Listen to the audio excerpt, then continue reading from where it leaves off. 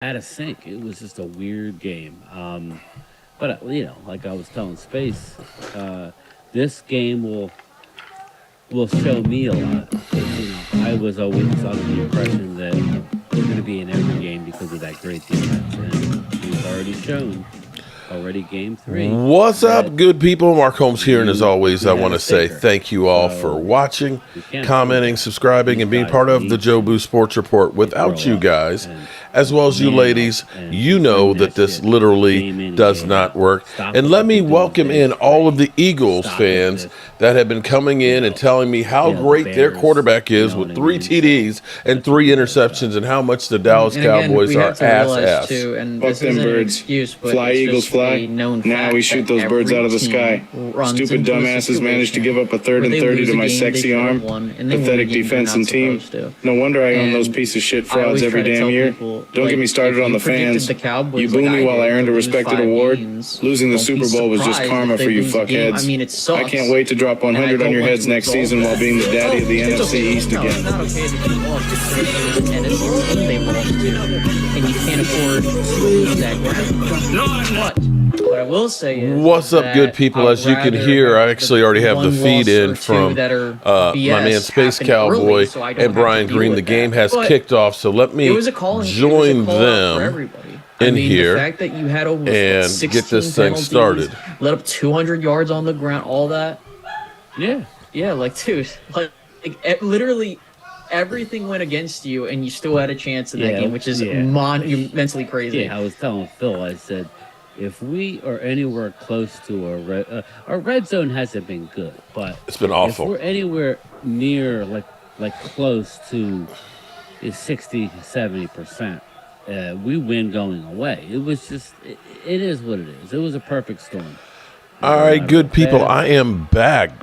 Brian Green, Space Cowboy, everybody, welcome to the Detroit Lions versus the Green Bay Packers, and I'm biting my tongue. Here's what I have to say for the Eagles, okay? I know we got Philadelphia's already in here, who has been put on notice by Angelica Barone. Angelica is keeping that foot in his ass. Here's what I have to say about the Eagles. They got 3 more weeks to start enjoying themselves because here's what happens in 3 weeks. Miami Dolphins, October 27th. Commanders, Cowboys. Shit. Lost my space. Cowboys. Interception. Interception already. Uh-oh. Wow, that was quick Dang. already. So much Space. for what I was saying about Jared Goff. we were talking about it. Yeah, I was like, I wouldn't be shocked if Green Bay won today, and here we Yeah. go. Let me Here go we back go. to the Eagles playing the Cowboys, followed by the Chiefs, the Bills, the 49ers, and then us, Seattle, Giants, and Cardinals. The party will be over. That will be where the shit that's been shining no longer shines. The trash that I've been hearing for all these Eagle fans, it's going to get a little harder to talk. Now, if they can go through Murderer's Row and do damage with that schedule, you know what? I'll applaud your ass. But right now, I'm sorry. I ain't seen that much that makes me look like I'm worried about the Eagles going all the way. Yeah, I think that to be fair, it is very early in the season, and the fact that they're 3-0, and I understand the opponents that they face, but they're still 3-0, and they have their troubles. I think the key thing is that if they're going to want to get past those games, their offense needs to do a little bit better in the passing game. And yes, they have Devontae Smith doing his thing. What's up, little cowboy? And it's kind of crazy how well he's been playing. AJ Brown really hasn't super much taken off. Let's be Really. clear here. Swift is what saved their season so far. Swift, the way he's been running the last 2 weeks, have been their offense more than anything else. Jalen Hurts has not looked that good. He is not running the ball. Teams are not letting him have free open space like he did. He's being corralled, and it's getting harder and harder. But Swift being able to run the way he has been running, now you got to put 8 men in the box, which is opening up the other guys. If they can slow down Swift, they're going to have some problems. Yeah, and that's what I'm kind of seeing the same thing how I've talked about with the Cowboys is like I want to see what happens when the Eagles are tested or playing from behind, right? I want to see that because a lot of that tells you a lot about a team.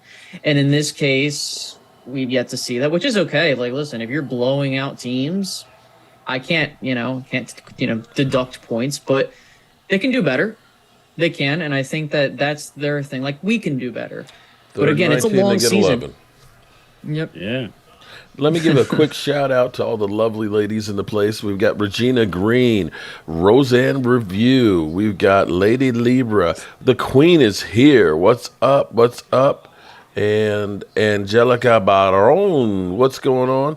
Joanne Gonzalez. Lovely ladies. I appreciate y'all all joining us here. And right now, Green Bay is wasting a golden opportunity kicking a 34-yard field goal. I have to agree with you on that one. The Cowboys, though, we've got to get this offensive line straight. And I'm almost at the point where I think they just need to move Mozzie Smith to tackle right now, and we just have to stop relying on Tyron Smith. With the problem with Tyron Smith is if he's already Tyron's nicked gonna up, break our hearts. it's going to be that he's coming out here 60, 70%. He's going to be out there one game, then he's going to be missing a couple, then he's going to come back. We've seen him kind of linger, and we at some point have to say, we need somebody that's going to be there consistently at left tackle. You could get away better with the guard missing time and things if your left tackle is secure. But what we got last week with Agoda at tackle, we can't have that every week, or the potential of having that every other week with Tyron Smith. Am I crazy or just plain stupid? No, I mean, you're correct. I think the other thing, too, is with Mozzie, you have to realize it's going to be a long-term project. Tyler Smith, I said. I meant Tyler I know. Smith. No, I know what you meant. Yeah. Tyler Smith, man. playing left tackle. Move him there. I think he's going to be stable enough. He's played it last year well enough and things like that. And then figure out your guard situation. If Zach Martin is healthy, if Biotish is healthy, then maybe you put Bass there at guard, and then you go with that. But right now, Tyron Smith, again, he wasn't even seen at practice today. How bad is that knee, and is this knee going to be lingering all season? Right. And I think the other thing, too, is going back to when I mentioned about Mozzie, is a lot of people are having – I'm seeing all on Twitter, buyer's remorse. We should have gotten Matthew Bergeron or Osiris Torrance in the second round. But here's what I will say is that, I think when you look at what TJ Bass, Hoffman, and Udoga, more specifically, those two guys, even Bass, really, because I would have liked for the Cowboys to draft him. But, hey, he's here as an undrafted free agent. He did well with what he was asked to do. Yeah, was he perfect? No. But I think the key thing here is if you were dead set on Tyler being your left guard moving forward, you need to answer that. That's really your key question. Because it seems like even when Tyron's gone, they want him to be the guard, Tyler. Yeah, and he can be a great guard, but you got to do better than Agoda at tackle. Right, and that's my thing. I would have preferred if you put Richards out there because at least with Richards, you have a little bit of higher upside or you don't know what he can be. Adoga, you know what you're getting. Yeah, so... Yeah, Udoga needs to be the guard. He's good in small spaces. I don't like Udoga at all at left tackle. No, I don't either. Give him a little bit of a pass because he did have the hyperextended elbow. Yeah. And it's hard, for a guard, a tackle, an offensive lineman trying to pass block, and you got a bad wing, it don't work because you have to be able to keep them off. It's not fighting pad to pad when you're pass blocking. It is, I've got to get that guy, stop that bull rush using my hands. And with a hyperextended elbow, you're not doing that. You're just not. So I will give him some of that, but, the Jets' offensive line stinks, and they let him go. Yeah. That lets you know right there. Now, what did you guys think about the Cowboys letting go linebacker here today? Are we about to make a move here for somebody? Devin Harper, I know. I was surprised that we let him go. Special teams guy. I don't know what their 53 situation is. Did they elevated Hoffman. The reason why they released Harper was because they wanted to make Hoffman a part of basically, they wanted to ensure that he wasn't going to be in a situation where we cut him goes to waivers and someone can sign him off the practice That squad. makes sense. So Devin Harper was a strategic move. Now, I don't know. I kind of felt like given where we're at, I feel like they should make a move regardless of where we were at. I even said at the beginning of the season, wait until we see what happens. And I think, we need to see how this game goes with our linebackers. I think for me to be like hey, we need to get a linebacker. And I wish they would make a move for a linebacker. Okay. Just watching what's going on here. But yeah, it's whatever. I think that to me, if you're not Third and going to give one. Devin Harper snaps, then just let him go, or, why you have him on the team then. Yeah, So, I First down think that Lions. they. Yeah, I think that, like you said, I think Hoffman couldn't have been sent down and brought again. I think you could do that 3 times, right? So correct. yeah, so I think that they were in a situation where, like Space said, they wanted to assure him on the team. That also tells me that I don't know that Tyler Biotis is playing on Sunday, Well, but he I don't know. he did practice. Him and That's Zach good. Martin, they were limited, but they did practice today. So we'll see what they do tomorrow. There's Gina Dallas Diva. What's up? James Snyder. Thoughts and prayers for your mother having to have surgery. Hopefully everything goes well with her. Let's go Cats. Dwayne Sweeney, Crazy Corvette. You have any doubts of the Cowboys turning it on against the New England Patriots this week? I think Listen, I think I'm gonna pick us to win, but I'm anxiously waiting because New England will not beat themselves. A very fundamental team. The offensive line is decent. Their Mike and defense Linda, is what's happening?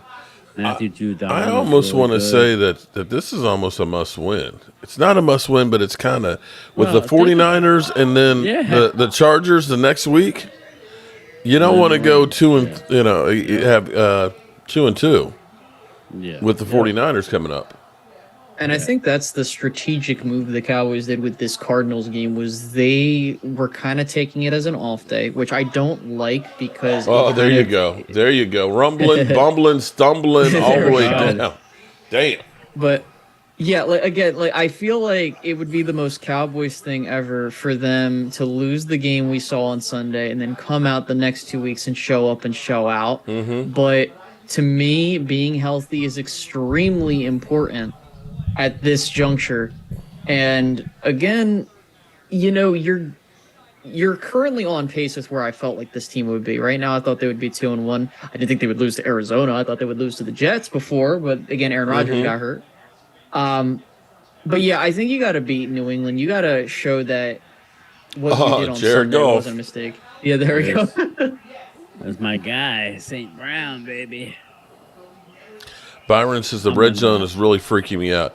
Here's my thing. Okay, as far as the Cowboys offense, I am going to say that they did not play in preseason whatsoever.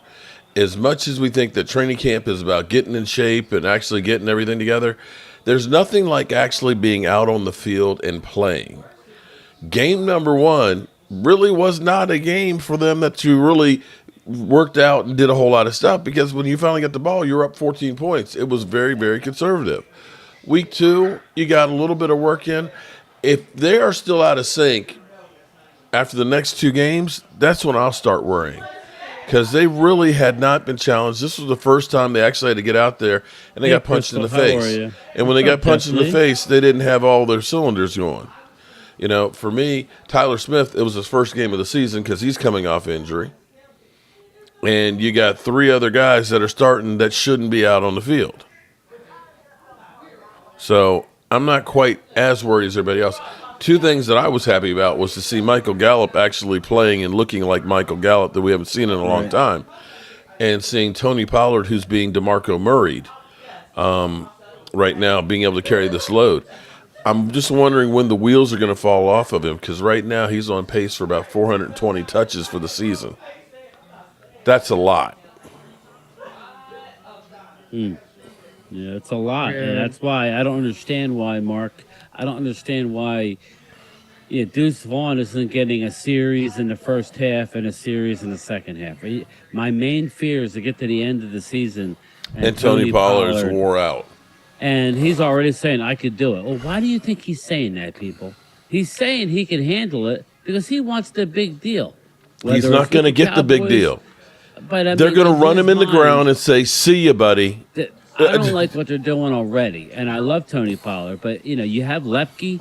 You want a short yardage back? Let's try Lepke. Let's try Deuce Vaughn at the goal line. I know he's small, but you can't find the guy. I like his leverage is incredible.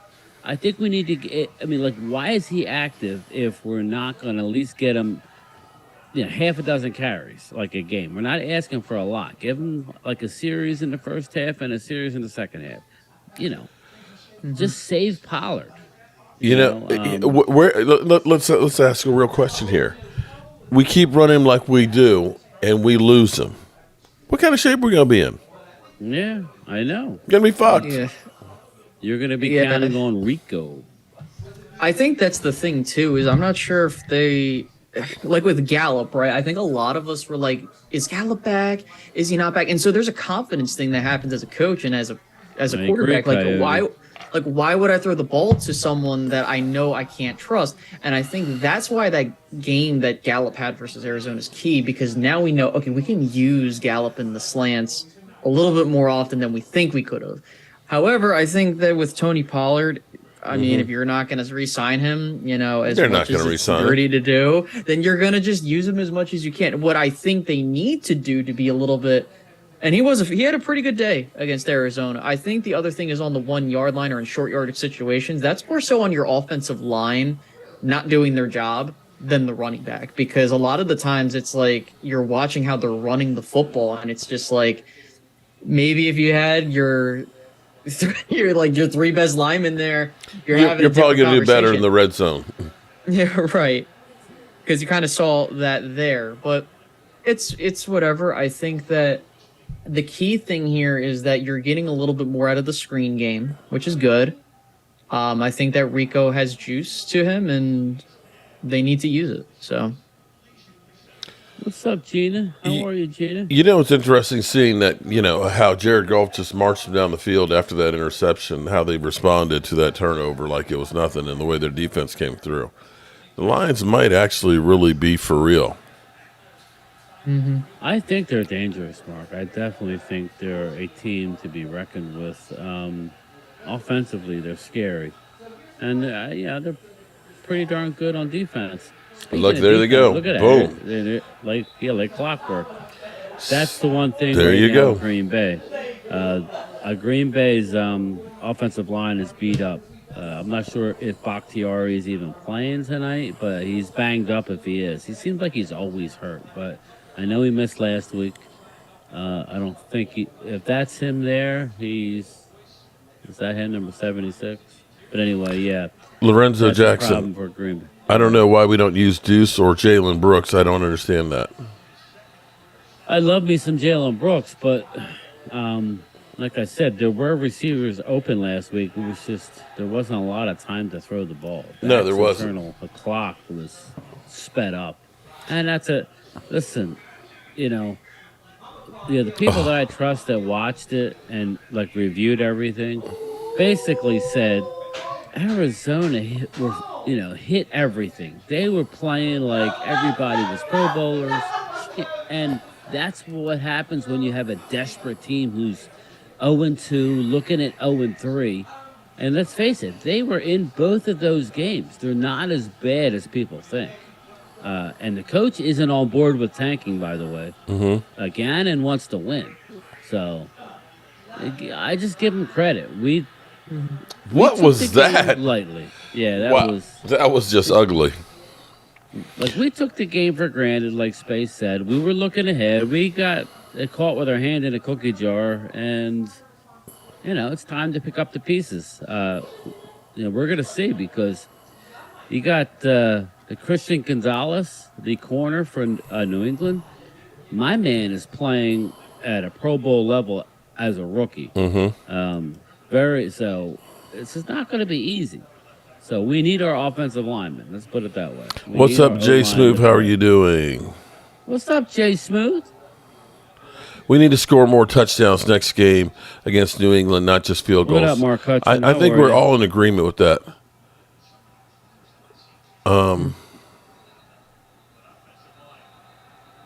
Yeah, Great of course you want. great defensive series for the Lions again. What's up, Michael Dana? What's up, my man? I think the key thing that I wish, and Mike McCarthy said it, is you need to be more aggressive. I think that he also was coaching to not have more injuries. Like, hey, I don't want to do plays where I could put my quarterback in a situation where he's going to get banged up. I don't want to be in a situation where I'm asking my quarterback to throw the ball in a like or in a certain route that could put whatever the case may be. I Prime think time. I personally don't care. You need to I could understand that during the first drive or two, where you're like, okay, I'm getting a feel for the game. But the fact that you did that for a decent majority of the game, like, no, we can't be doing that. They can't do that. Trust your guys. Trust your guys, and don't be afraid to go for that long ball. Again, I understand when people talk about the turnovers, this, turnovers, that, but I would rather be in a situation where there's a turnover that you cause, but you're producing at a high level where you're negating that than not try at all. Like, you can't have it both ways, people. Yeah. You can't. So I don't know. It's it's to me, it's one of those calculated games where I think that they thought we got enough without having all of our big guns out there it's just the Cardinals. Let's look, down the road here where we've got these tougher games with the Eagles and the 49ers and stuff, and let's not get hurt now. We know what it was like going through without having Dak last year, and you got three guys that you had that were questionable on that offensive line. So if you're trying to get down the field in these slow developing plays, you might just get your quarterback killed. So that's, to me, part of the Bronco answer on Lovely, that how whole are thing you? that they didn't try.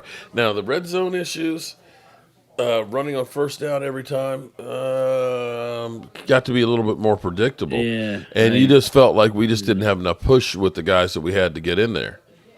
that was my main. That was my main thing about the game. Was just I didn't like the play calling. Not so much what they were calling; it's just when they were calling it. Too many first down runs. I thought when we were just inside the 10, that was the opportunity to throw the ball. Yet we run it twice and then get down inside the 5 when it's even harder to throw the ball, and then we try and throw the ball. We have to take our shots from a little bit farther out, especially the way this game is being officiated. Um, there was more flags thrown in that game. Ridiculous. Yeah, Yeah. you got to take advantage of that and throw the ball into the end zone or throw it. You got to take your shots because you're going to get calls. Yeah, I mean, hit calls. CD needs to not worry about getting a whistle and catch the damn football in the end zone. I love CD, but he was so worried about getting the interference, he could have caught the ball anyway. So Man, we've got buttermilk biscuits and hot sauce in the house. Hello, lovely Rhonda Sparks. Cowboy Mafia. And, of What course, up, my man? Lola, Miss Hot Sauce. Welcome, everybody. We're sitting here watching the Detroit Lions after Jared Goff throwing a bad interception here, recovering it up 7-3 with the ball right now in Green Bay. First drive, -2 yards. Second drive, they went 75 yards to the house. And first down on the 45, Damn, Jared Goff impressive. going deep That was a horrible and pass. terrible pass. He wasn't really open. Derek Young, CD has to start fighting for the ball. Yeah, I agree. Coyote, you We don't need want to more- win the division by a game? Then what, do you want to win it by 5? Limmerman, what up? I'd be happy to win the division. Just get to the tournament and see what happens. There It's you all go. about how that's what it's got. But here's what I will say is it's beneficial to win the division so you have those home games. But I think that I was looking at the stat. I'm not sure if you guys mentioned it on your shows, but the Cowboys are the only team in the NFL that has yet to have a receiver catch a touchdown pass. Yeah, isn't that crazy? Mm-hmm. No receiver has caught a touchdown pass yet. Which for the Cowboys. that's not a problem when you're 2-1 again, but I think to me, you kind of look at when the receivers had chances to make plays. That don't look good. Yeah, I Is that was looking at. Bakhtiari? Like I was saying, yeah, he's playing, but Mm-hmm. he's not good. But Mark yeah, that. Hudson, what's up, buddy? Mark Hudson says, I would like to see our tight ends running the ball like in the red zone. See, I don't know, Third Mark. down and 3. I'm not a big fan of putting the ball in the hands of guys who aren't used to Boom. running the ball. Jared Goff delivers. First down on the 30-yard line. But listen, I really think that our offense is gonna move a lot better this week with a healthy with more offensive linemen being active. I if not, then there's cause for concern, but I don't think so. I think we'll be fine. I really do. I agree. As I long don't as we know. got Micah. The Lions are looking pretty good here with Jared Goff. Just saying. We take care of business, we'll be fine, Mike says. Montgomery. I wonder if my son started him. I would just remember, everybody, it's not about how you start, it's about how you finish. You know, Yeah. you have all these teams that start off hot. I lucky. mean, I remember when we would start off real damn good, and then all of a Yeah. sudden everything hits Well, the fan. Mark's tired of hearing it, but I keep saying that it's really as I'm much as tired of I hearing- want to win it. No, I'm saying you're tired of hearing me say this because I always say it. It's how we're playing In when we get. December, in January. Yes, it's at the end of the year. How healthy are we, and how are we playing? Assuming we're Which goes back to me looking at Tony Pollard has more touches than anybody else in the NFL right now. What the hell are we doing with I that? don't like that. I don't like it. I don't like it. He couldn't stay healthy with Zeke taking half the load. So, okay, let's double it. He'll be in better shape. But even What? if he stays healthy, what if he loses his He's gonna explosiveness and lose he's a not few steps. taking? Yeah, exactly. That's what I'm more concerned about. Yeah. Well, Coyote says I would like to see them use Lepke more in the red zone. The pass game too. Well, listen, I don't know that we can continue to activate 4 running backs if we're not going to run them. That's Jared an awful Goff. lot of Wow. running backs. Jared Goff. He is so slow, running all the way down God, to the he just 3. went out of bounds. Jeez. Taking the hit. Yeah, he's like, where you at? Green Bay. I Maybe will say letting this. Dalton Do you Schultz play walk was a mistake.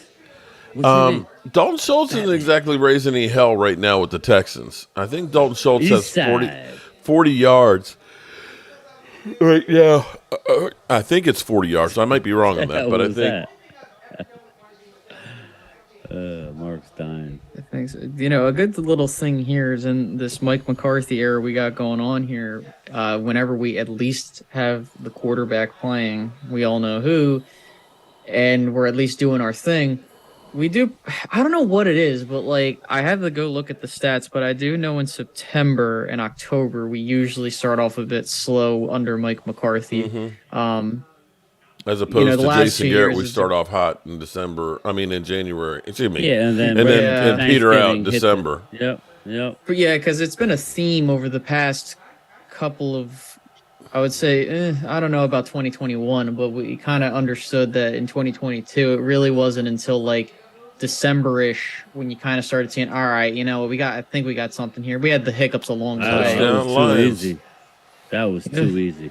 See, Yeah, Lions probably. have arguably the best offensive line in the league. That's what makes the Lions so dangerous. Yeah. You saw that. I mean, between them and the Eagles, it's close. I think the Eagles have the better offensive Yeah. line, but it is It's close. close. Eagles were opening up some serious holes this past week. That was the one impressive thing. That offensive line was really working good. You would have thought they would have been more explosive. Mm-hmm. The Eagles, you would have thought they would have just been more explosive with as much time as Hurts had. Well, back to be there. clear, their defensive front is really good. Their linebacker and secondary core, not so much. You're not running on the Yeah. Eagles, but you can make some hay passing the ball down the field on them. Cowboys are wearing out. I'll let him go at the end of the year. Jeff Lee, Yeah. I'm doing good. Yeah, I don't like how they're using Pollard. They're just overusing him. I mean, we're dressing 4 running backs. So then you got to spread it out a little more. Or don't dress 4 running backs if you're not. Right, exactly. That's what I mean. Think about it. We're dressing Deuce, Rico. I don't know if they're considering him a fullback, Hunter Lepke, but regardless, he doesn't block very well, so he's more of a running back. Yeah, Dalton Schultz, 47 yards, 7 receptions, 6.7 yards per reception. Now, again, it's the Texans, but still, it's the Texans, 47 yards. The thing that drives me crazy with us, I'm sorry, we know I'm a diehard Cowboy fan, but damn it, how many years do we hear everybody talk about we got to get rid of Zeke? Zeke's a bum, he's washed and all that. Now everybody and their sister, we messed up by getting rid of Zeke. It's like you can't have it both ways, people. Right. Okay? And Zeke had a decent game, 80 yards, last week. Okay, big deal. You look at the body of work, he is still not the guy that he used to be years ago. And when he was that guy, what did we do with him? Hunter Jules, what's up? How are you doing? Primetime Phil, what up, my man? He says that's what happens when you pick the 10 for how many years in a row? Top 10, how many years in a row? I get it. Brad Harris, I started Aaron Jones in fantasy. Yeah, good luck, man. I think the thing, too, is that everyone clamoring, oh, we miss Dalton Schultz for this and we miss Zeke. I don't think that's the problem. I think the problem is that you have to understand that you have handed the tight end group to a literal bunch of young guys. Mm-hmm. 2 guys that are in their second year, 1 guy that's in his first. Yeah. And then you have to factor in that your running back room is functioning differently. So there's a lot of moving parts. And a lot of people are like, oh, we miss Zeke because of look at all the touchdowns. You can't take away the touchdowns. Right. But 7 of Zeke's touchdowns came from the 1-yard line. You can easily get that through a QB sneak, or you just use Rico Dowdle or Hunter Lipke to get down there. But I think that at the end of the day, it's not that we miss these players. I think it's just they're trying to figure out what they got to do to make it work. And I would say that you have one more game really to figure it out before we all know the big grudge match this on Sunday night I believe it's Sunday night versus the 49ers. So, and then we have another grudge match the following week in California against Kellen Moore. So we got one more game to figure it out.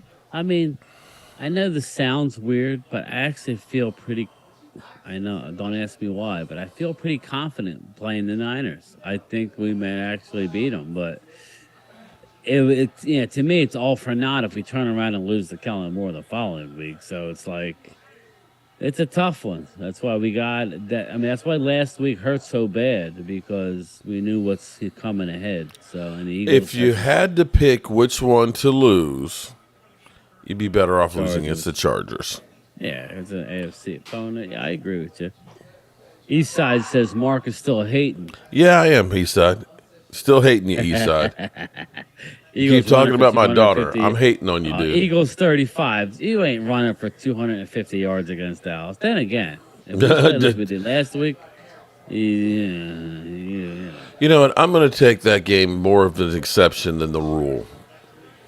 I think that just was just like so many things ended up going wrong going into that week, with Diggs going out, the offensive line being in flux, the penalties, and everything else. We just went in there half-assed and we got bitch slapped. That's the bottom line.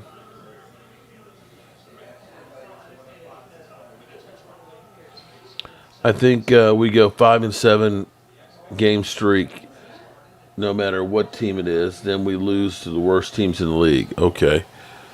Oh, we go on a 5 to 7 game win streak, and then we lose to a team that's worse in the league. Well, I'll take a 7-game win streak. That would be the most Cowboys thing ever. Like, we lose against the Cardinals, we beat the Patriots, that's what I mean. Beat the 49ers. That was another dangerous. And you lose to the Rams after the Chargers. Yeah. But here's the thing. Look at Buffalo. There's no way in the world they should have lost to the Jets that night. But here you have 4 turnovers by Josh Allen. Everybody forgot about that. Everybody forgot. That was a stinker game by the quarterback. So I don't want to hear. It wasn't. Yeah, exactly. That was. the quarterback looked bad and basically coughed it up on national television. If it was, He if it had was that, 4 times as many interceptions or 3 times as many interceptions that night as Dak has had on the whole what's season. up, them boy Okay, kicks? Right? I'll be right back. Them boy kicks is in the house. What up? Eagles got smacked by Arizona. The difference between Phillies, when Philly don't play their best, they still win. Pro Football Focus Right. has I Deontay agree. Smith I agree with to the that, Cowboys for 35. first. Oh hell no! I mean, I've already said, as much as I hate to admit it, Eagles are playing not great, but they're still They're winning. and that's the mark of a good team. They're finding ways to win. Now, ultimately, it could bite you in the butt because they're not playing great. They're not, but they're not losing, so it's hard for me to sit here and argue with you. I think you got your hands full with the Commanders' defense this week. You are a touchdown favorite, Eagles, but I think Washington always plays you good in Philly. They always do. Matter of fact, the last game I was at was a Commander-Eagle game, and Washington came in and won when they were a big underdog. So you got your hands full this week. Mark Hutchin, if I'm not mistaken, Cardinals win 7 times out of the last 8 against the Cowboys. You are correct. Look at that catch. The Lions. Wow. We may be looking at a blowout here. I tell you what. Well, I told everybody I like Detroit. This isn't the normal Green Bay team. It's just not. Yeah. The Coyote said, Great pass, great 35, catch. You might, but you might not throw for 250. Yeah. Well, Bland didn't play horribly, Coyote. It was just expect them to go at him, though. Play on the outside. Ooh, look at this. Look at this. Detroit is destroying them. They are embarrassing them in Green Bay right now. Lambeau Field. Crazy Corvette. It'd be funny if Commanders beat the Eagles. I think Mark should play the song if that happens.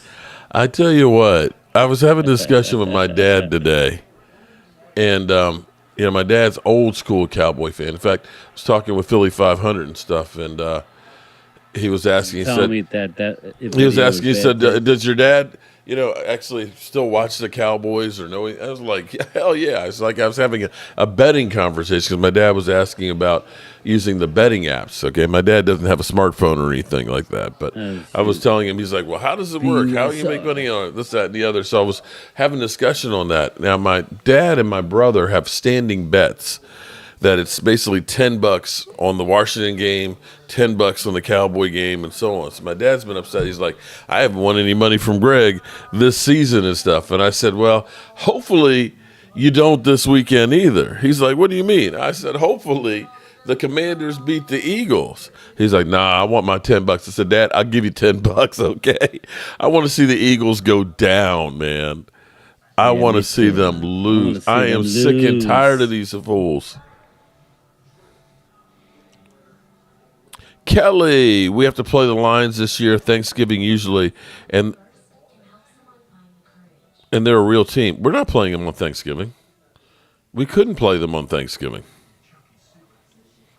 because they're always a home team. We're always a home team. Yeah, no, yeah. We're playing, who are we playing, Giants or Washington? Who are we playing, Giants, right? I think it's the Giants.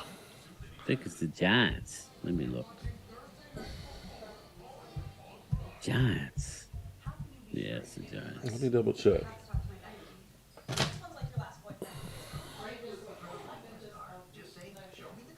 No, it's not the Giants. It's the left hands up, the Commanders. Yeah, okay. The on Commanders. Thanksgiving. We have the Giants before the Panthers. See, here's the thing. Now, Lions are slaughtering them, Coyote. Lions are moving up and down. As we look at our schedule, though, here we go. If we can take care of business with the Patriots, we've got, 2 back-to-back games. You got the 49ers and the Chargers.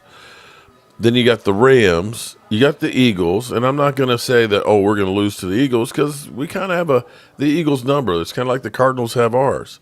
Then we got the Giants. We got the Panthers. We got the Commanders. We got the Seahawks.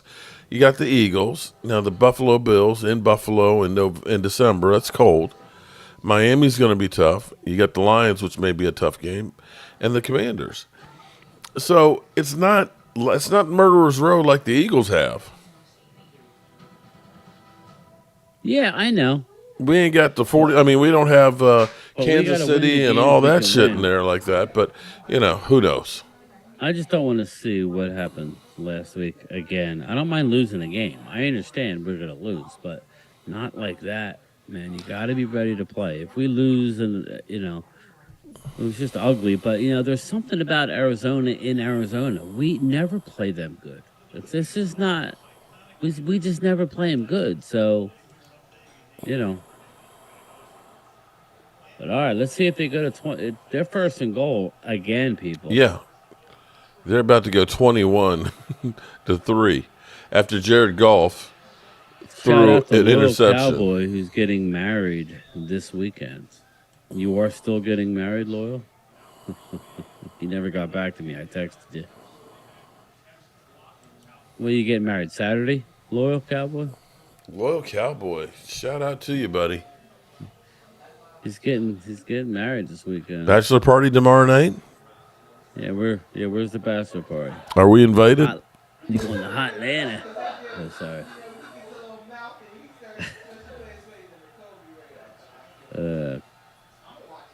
Oof.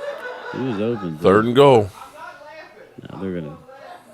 You know what? I might even go for it if I'm them. They're going up and down the field. I saw a video of the Miami Dolphins coach. My man is a trip. I saw him doing a walkthrough in practice. He's just the biggest geek or the littlest geek, but man, they love him.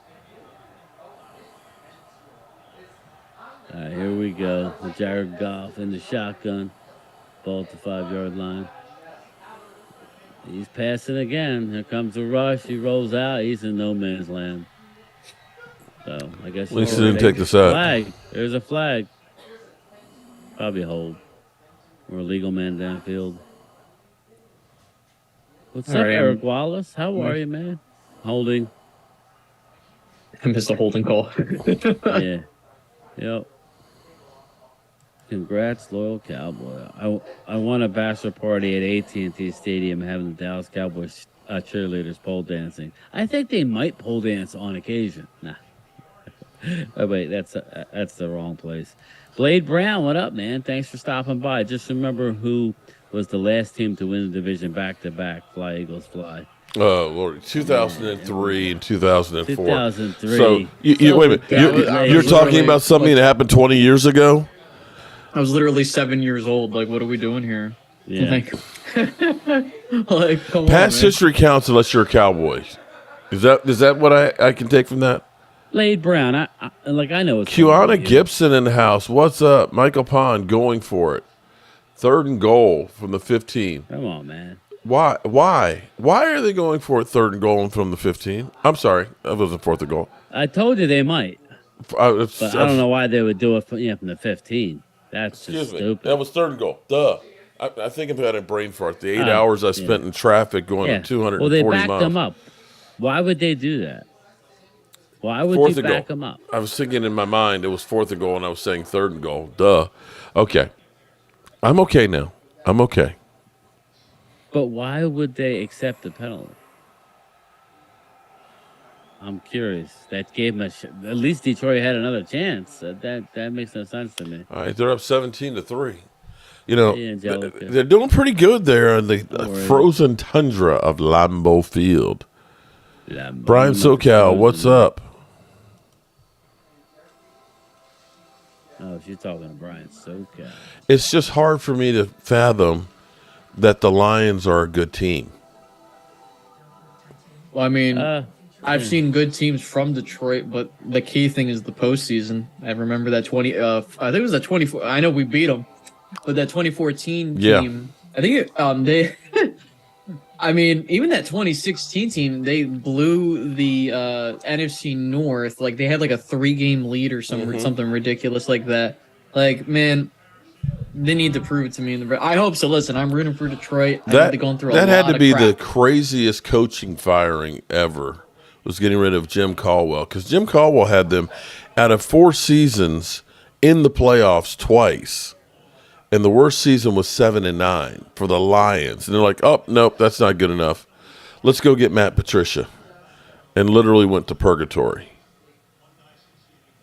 Yeah, Matt Patricia. Now he's with the Eagles, I think. Yeah, I think so. Yeah, he's one of their assistants. Really, I thought he was still in New England. Interesting. No, I think he's with the Eagles. No, actually, I think he did go back to New England.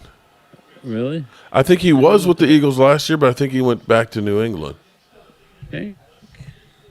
Let me look. Because I know they made a big deal about him being like the offensive coordinator or something like that, or working with. Because I know that was the whole discussion point in Patriots circles.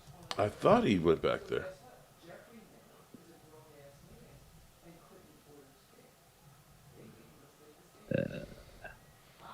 American football coach as a senior defensive assistant for the Philadelphia Eagles. No, he's still with the Eagles. For Oh, some wow. reason, I thought he went Okay. back to Philadelphia. Okay, I mean, Damn, I okay. thought it. You, okay, you and I, Space Cowboy, are thinking alike. Not right, but we're thinking alike.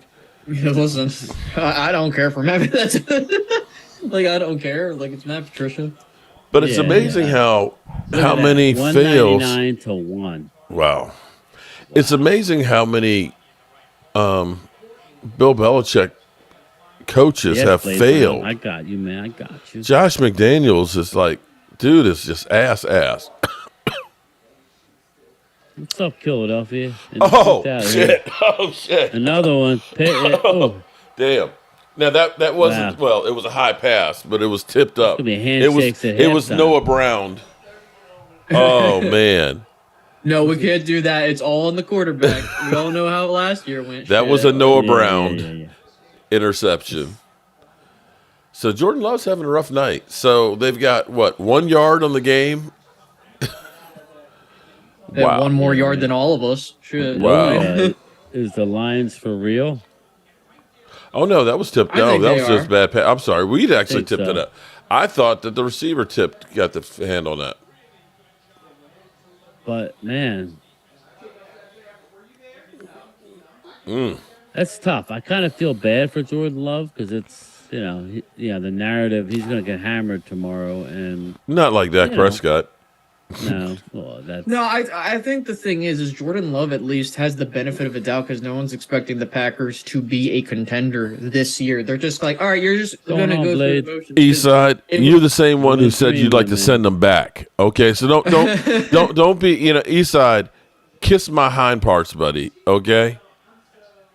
And Yeah, yes, like- I am still blaming Noah Brown. What does it say for a Texans fan that literally lives on every single Dallas Cowboys channel? touchdown. Wow, Damn. 24-3. Well, Damn. my Packers picks looking like shit now. Unless they, I don't Like, want it to say doesn't- that, but my Detroit No, I'll Lions say pick's myself. looking good. hey, listen. I'll say it myself. Who knows?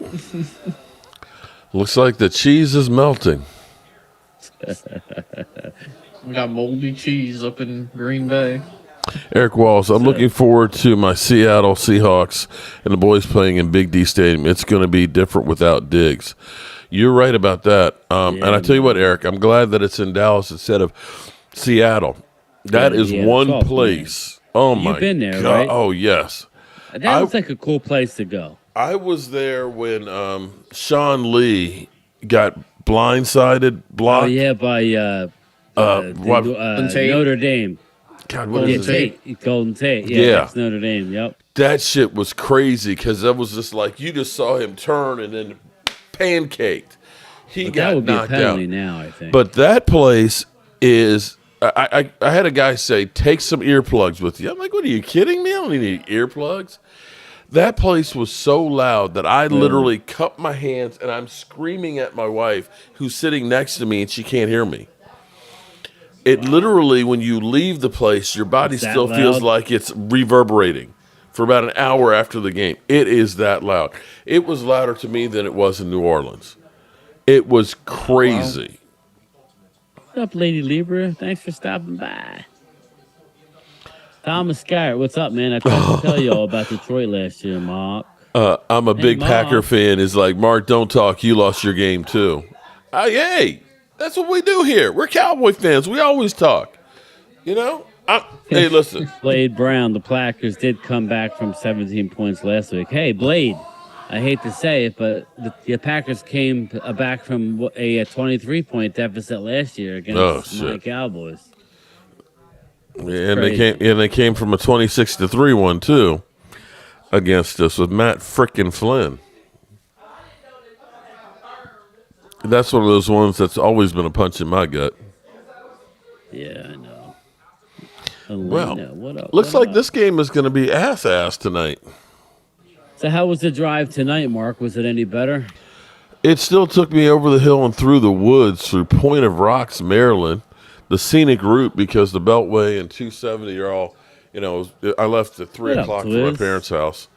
And that's beginning of rush hour. So it's just like, Mark's forget about trying to pumping do the out these Beltway. yawns, man. Woo. So about Yep. almost 4 hours of getting here. Wow. But I'm here, and I can get started working early in When the morning. I come to your house, if I leave real early in the morning, or like when I came home the last time, I was able to go home in about 2 hours and 45 minutes. It's only 120 miles in those 4 hours. So you're only That's averaging. what I'm saying. Yeah.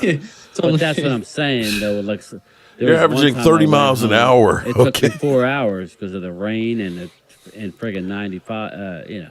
I felt like Amish Ridiculous. people were passing me. I was going so slow. You gotta be careful up there, man. Shit. I almost took out years ago. I almost took out a whole Amish. They were in one of those, with The horse and carts is up. buggies. Yeah.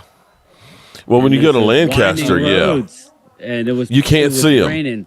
It was raining so hard, all of a sudden out of nowhere. But I dodged it, but it was like, my lord. So I have Montgomery on my fantasy, and he's doing pretty good. yeah, he killing it. My kid's got Montgomery. I just texted him.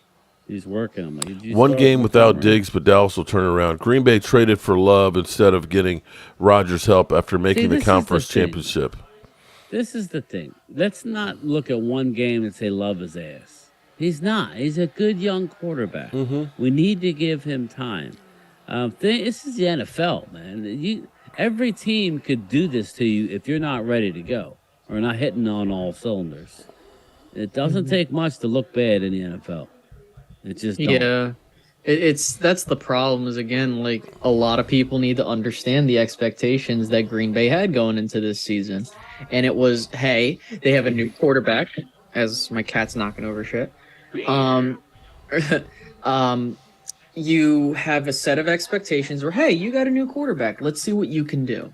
And this is the exact kind of situation they were in back in 2008, I think, when Aaron Rodgers took over. So it is what it is. I mean, it's not like the Packers. I expected them to contend. But again, Jordan Love needed that time. So we'll see how it goes. But oh boy. Yeah. This was a hit here. Man. Can I keep in mind to people that Pat Mahomes versus the same Lions team had 53.8% completions, 226 yards, 2 TDs, 1 interception for a 77 rating, and they lost Is that what it 21 was? to 10, 21-20. Yes, they do, Loyal. So Ooh, that could have been another pick. Oof. they're booing now. They are booing. Ooh. Liverman, Dwayne, it's about getting up to game speed before the season starts. I like space. This she's calling you Space Boy. I like Space Boy's commentary. Well, he appreciates it, Rhonda. Yes, I appreciate you guys. Thank you for everybody for tuning in. Appreciate Okay, it. Green Bay has 4 yards. That's crazy. 4 freaking yards. Oh, look at this. Okay. Green Bay has done nothing right in this game. Detroit has 206 yards of offense in this game. Passing yards, -6 Crazy. for Green Bay. Well, it's almost like any team can have a game where they look like complete shit. Like, oh, what happened this Sunday? Yeah, Like, right. oh, wow. Like, also, it's Thursday Night Football and the product sucks. So, like, Yeah, but this you is have to just look at it as Green Bay, at least, we're home. Detroit had to travel to Green Bay. Granted, it's true. not that far away, but still. That is a true point. Yeah, I was expecting to be closer than what the hell we're watching now. Yeah, you don't expect the Lions to ever be up 21-3 on the road in Green Bay. I'm sorry. You just don't. Yeah, Detroit's going to be I think they win that division, and I think they're going to be a problem in the playoffs. So it'll be interesting. It will be interesting. Yeah. It's Well, time it's for certainly Rocky not going to be the Files with Bears. Bojack. And Minnesota does not look too good right now. Minnesota's literally the Calvin Johnson, Matthew Stafford lines at this point. Like, oh, they got the quarterback that's doing his thing with the stats. You got the receiver that's breaking all the records, but you're 0-3. But yeah, exactly. Yeah, and you know where they're bad? They're bad on the lines. The offensive line's Yeah. horrendous, and their defensive line. They have Daniil Hunter, and that's about it on defense. They're not a KC, good team. I have not been to a game in Kansas City. I've been to the draft in Kansas City. When we went to the draft, I was asking Mark how far the stadium was. We didn't have a lot of time, but it would have been cool to go by there and see the stadium. But it was kind of off the beaten path a little bit. Yeah. So Detroit this year, Mark. Detroit. I'll be ready. That's actually a shorter drive. I've done that drive in 7 hours. Yeah. Yeah. That one is, once you get past Pittsburgh, it's just like points your car and you're there in Detroit. And we definitely want to stay in Greektown. Yeah. They have this, oh man, haven't been there probably in about 7 or 8 years, but there's this pizza place, man, with that Detroit pizza that's real thick. Yeah. Oh my God. You eat 2 slices of it and you're gutted, man. It's so Really? thick. Yeah.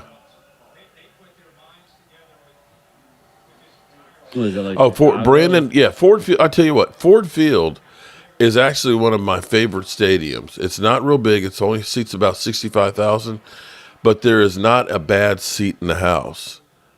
It has great sight lines from everywhere in that stadium. I always wanted to go to a Thanksgiving Day game there because I don't know. It's always, well, you were there for Thanksgiving. We were there Yeah. for Thanksgiving. I think about 12 years straight I was. Really? Because United Way would do the halftime Yeah, show. that's So we right. would leave. We would drive up on Tuesday. So we were there Wednesday, Thursday, and come back on Fridays. Beautiful stadium. Beautiful stadium. Great people. I wonder how far Detroit is. from Yeah. that. Hopefully, this is the year where they can put some stuff together. As long as they're not in the way, though, of us. So. And I will That's the say, thing. I will honestly say that one of my favorite Super Bowls was actually a Super Bowl that was in Detroit. Because unlike when you go to Miami, it's kind of like all the people in Miami are like, you're just messing up my vibe and they don't really want you there. They were so happy to be hosting the Super Bowl that they just were just so nice. They treated you well. You had a little bit of snow the night before the Super Bowl. It was just a great atmosphere. Brad Harris, I like a FaceTime call, and when I come back, the Lions have 24 points. Yeah, Brad, The old The, RCA the- Dome wasn't bad. the Lions are just rolling offensively, man. The Buck Stadium, I've been there for Super Bowl twice. Buck Stadium is actually, it's not a bad stadium either. I will say, and I will say the Tampa? Colts Stadium is really nice as well. You like it? I love the Colts Stadium.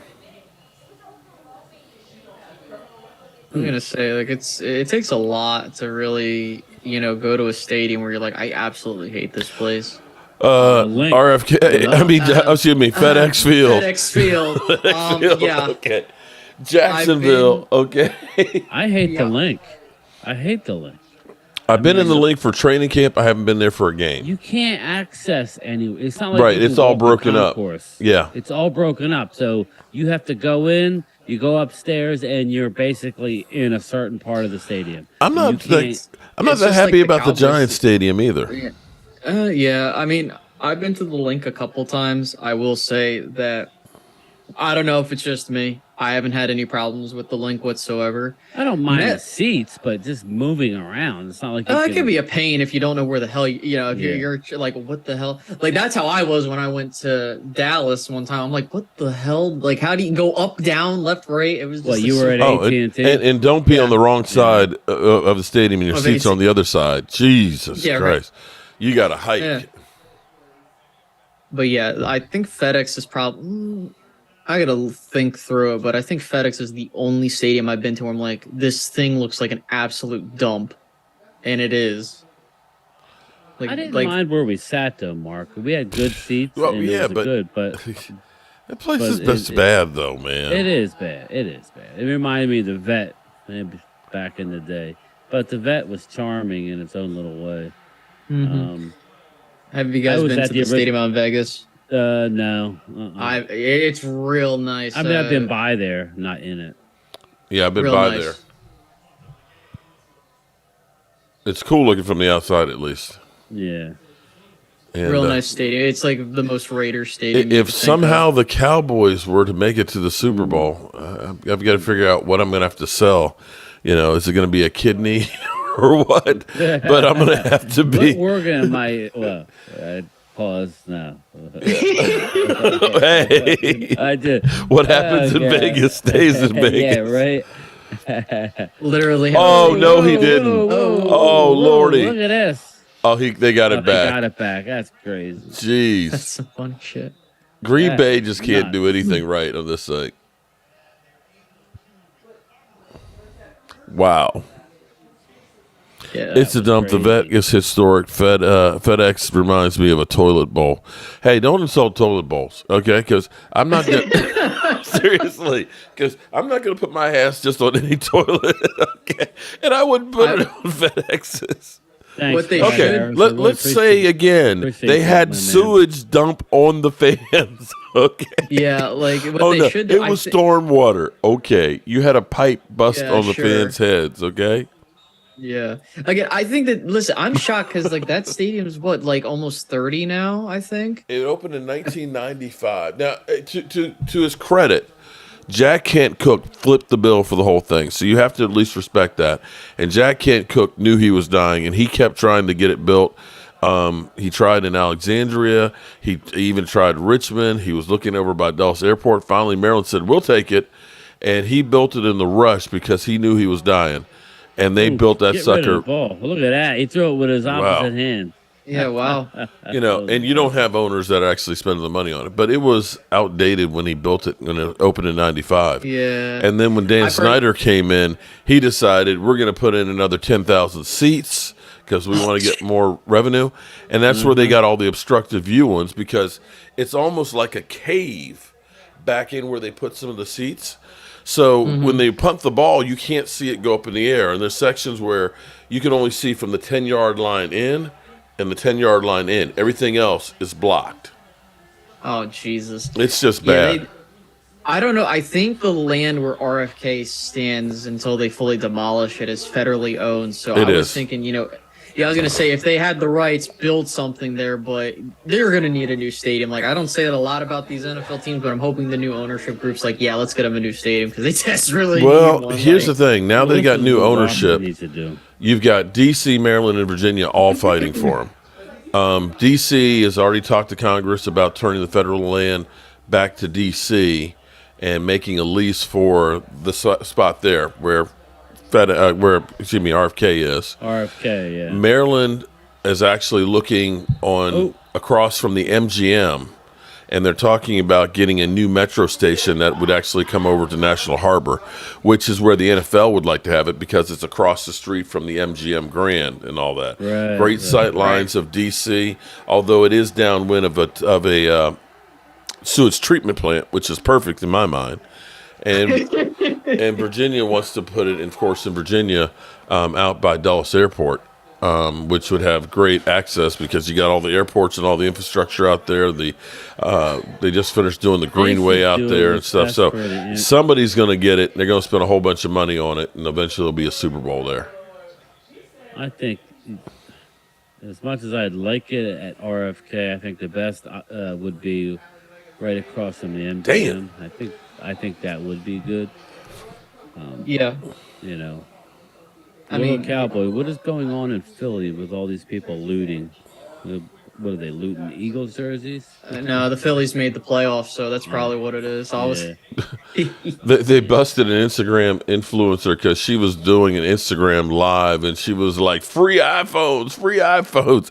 The police literally snagged her ass while she was still alive. that is, oh, I gotta see that. But just as a fun little fact in the IT world, Apple has a remote thing where they can blacklist any phones, and that's exactly what happened with all the devices they Oh, stole or tried to shit. break. Yes.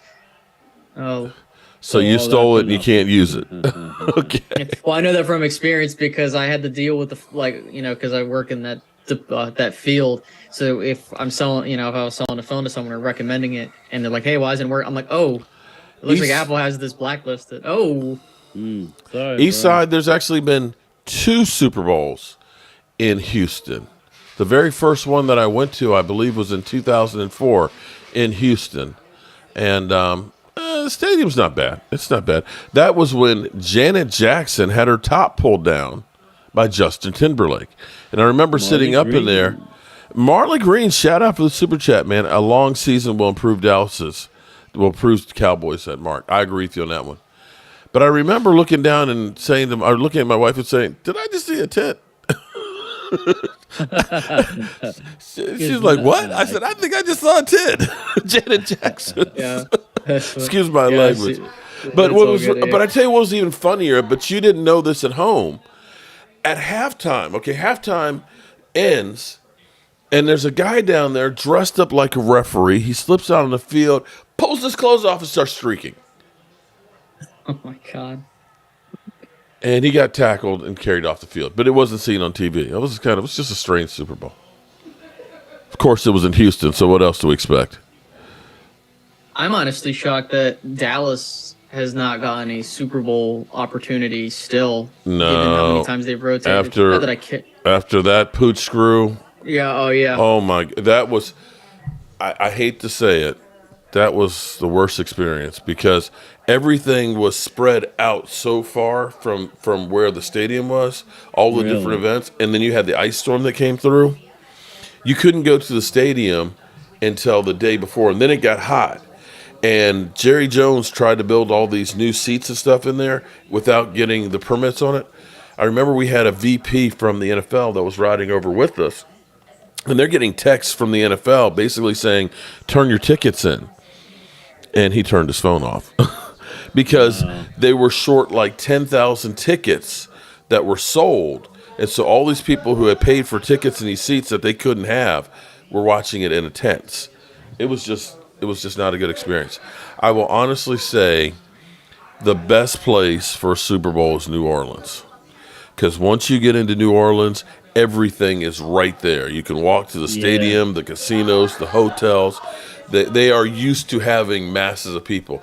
Dallas, it was just, and I'm a Cowboy fan. I'm a Cowboy fan. That experience was not a good experience. Yeah, I could see that. I could see that. Now, I guarantee if they got it again, they'd make a whole lot of changes and do it a whole lot better.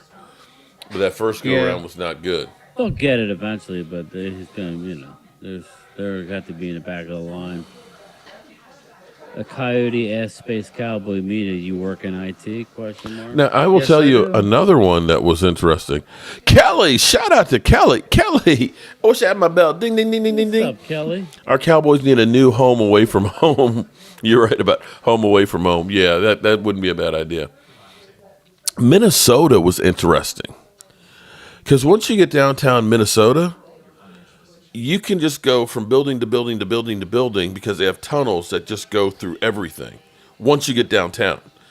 And when they had the Super Bowl, they end up having the subway system that just gets shut off, like in a certain perimeter where you have to have a Super Yeah. Bowl ticket to get on the subway, and it's riding you right to the stadium. That's cool. The Well, only I did know.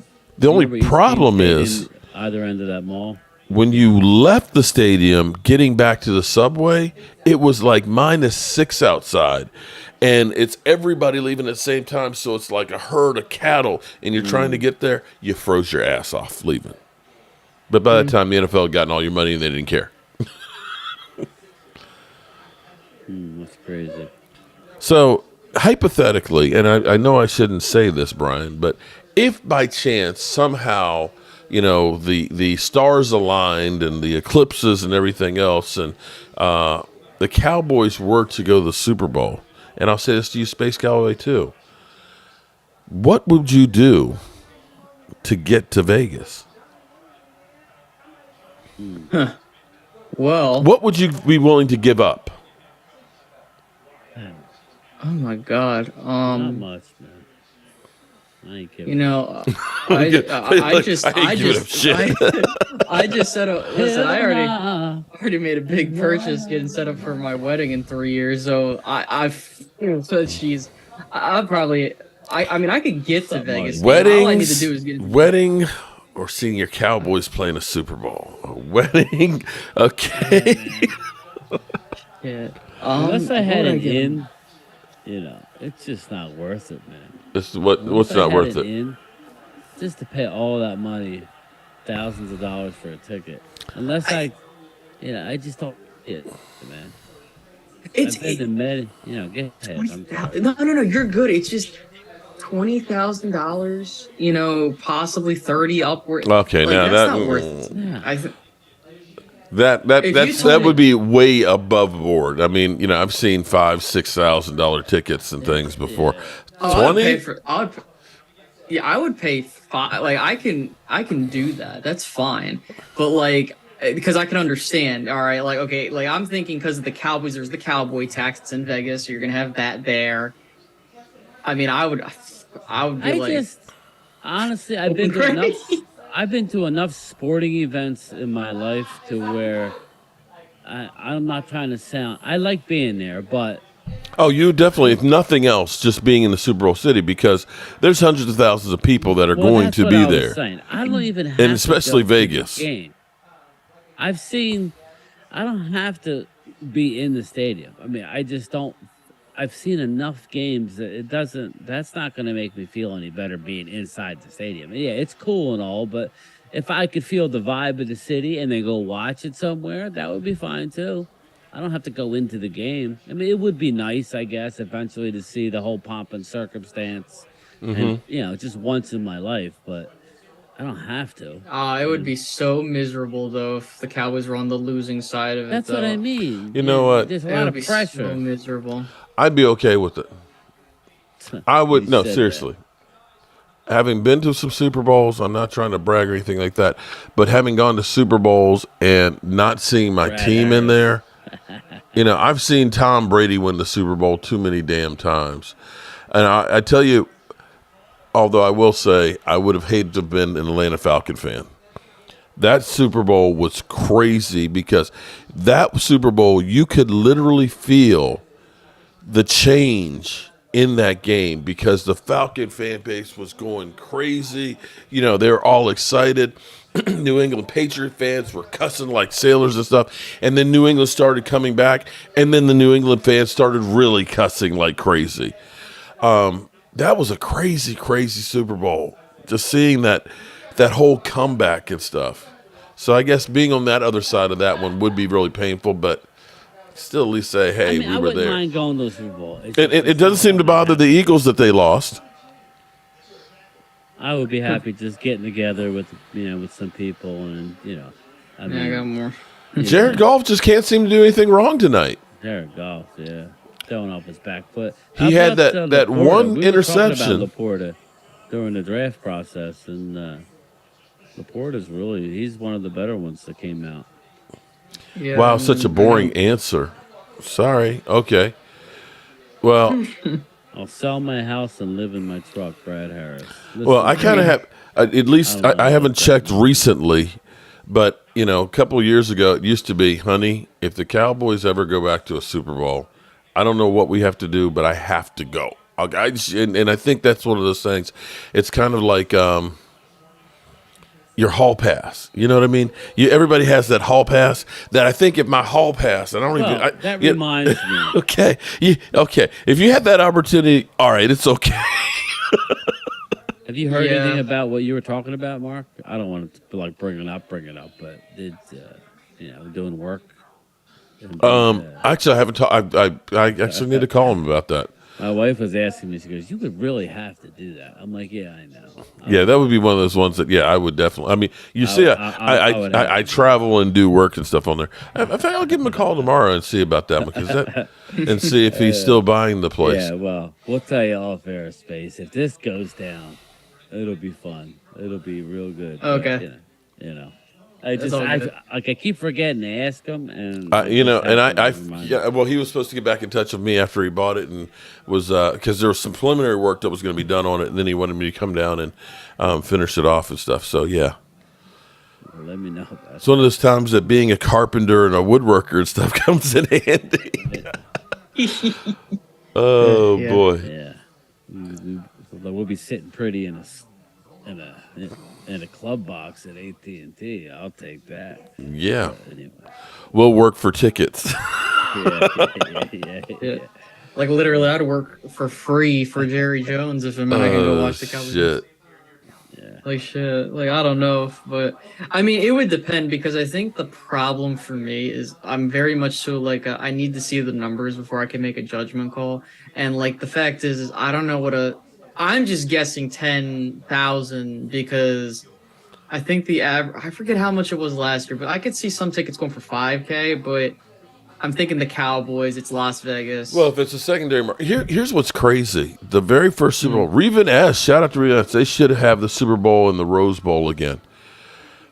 We have tickets from where we went to Houston. Houston was the first Super Bowl I went to in 2004. The face price of the tickets were $400. The face price on them, and then they just and what's cool is they used to have a seat cushion, and we still have the seat cushions and stuff. So like they had like a little radio that went in there. They had all kinds of little gifts and stuff that you would get. And the first ones we have are real nice, thick, plush ones. And then as you started going further and further, they started getting cheaper and cheaper till finally you got down to Miami and you got a little towel. And then it was just like, we just ain't giving you shit anymore. And it used to be they would have like the little flashlights for the halftime show, and then they started giving you like these cards, and after the cards, then it was like you use your cell phone. So it just kept getting, prices kept going more and more, and I think the last one we went to, the ticket prices were $1,200 and $1,500. Wow. And so now they're probably like $1,500 and $2,000 face price on them. They just continue to keep going up and up and up. And you know what, Mark? And the problem is you're lucky if you can get them at face price. The secondary market, depending on who's playing, could be $5,000 a ticket. Yeah. Now, let me let you in on a little secret, though. What's that? You know how you always see these, Super Bowl contests and things like that, right? How many have you actually entered? Oh, you told me this. Yeah. I'm not going to say which one, but I knew of one that had a Super Bowl contest that gave away 2 Super Bowl packages that literally had 3 people apply. That's crazy. Yeah, sometimes people don't know. Even NFL sponsored ones, like when they used to do the biggest fan contest. See, now they do it where you nominate people. Because we used to know people that work for the NFL. They had 50 packages the first year that they did it, and they only had 700 people that actually applied for it. Think about your odds on that. 50 full Super Bowl packages with sideline passes and all that, and they only had 700 people apply. So when you see those, it's worthwhile to do. Most people look at it and say, oh, man, they're just going to spam with a whole bunch of stuff. But your odds are a lot better than what you actually think. Mark, do you have a man crush on Dak to be on? You know what? See, this is where Here you go. You're out! Don't you do it! Don't you Bye. Bye, Felicia. I got nowhere else to go. Bye, Felicia. There you go. You know, if you got, and this will be a jackass that will go to Philly 500. I got blocked on Mark Holmes' channel. You damn right you got blocked. You got a man crush on Dak Prescott. You know what? Screw you, dude. Screw you. Don't come in here wasting my time. Sorry, I didn't mean to have a hissy fit in front of you guys. That's all good. Sometimes All that good. stuff is just stupid, man. That was quickly deleted. Boy, bye. Officer to gentleman. There you go. I got so many trolls, it's not even funny, man. I'm still talking. What's up, Pumpkin? See, now, this guy right here, this is a true blue Dallas Cowboy fan, okay? I'm going to tell you how big a fan this guy is. He lives in Harrisburg, Pennsylvania. And on Monday, after the Cowboys lost, he was standing out in the streets wearing a Dak Prescott jersey. With Eagle fans out there that weren't wearing nothing. They weren't even reaping their team, and they had a Monday night game. Uh-oh, Queen Bella. The Queen is here, Queen Bella. Who I got to fight. We had already deleted. Thanks, Queen. See, yeah, you don't want to mess with Queen. She'll knock you out in a heartbeat. What's up, my man? Oh, boy. All right. Anybody else want a foot in their ass tonight? Have you talked to Rashid lately? I talked to him last night and I talked to him today. And actually, he may be. Let me send him a message. Because depending on how the doctor's appointment went today, he may be in the house on Sunday. Field trip. Oh, cool.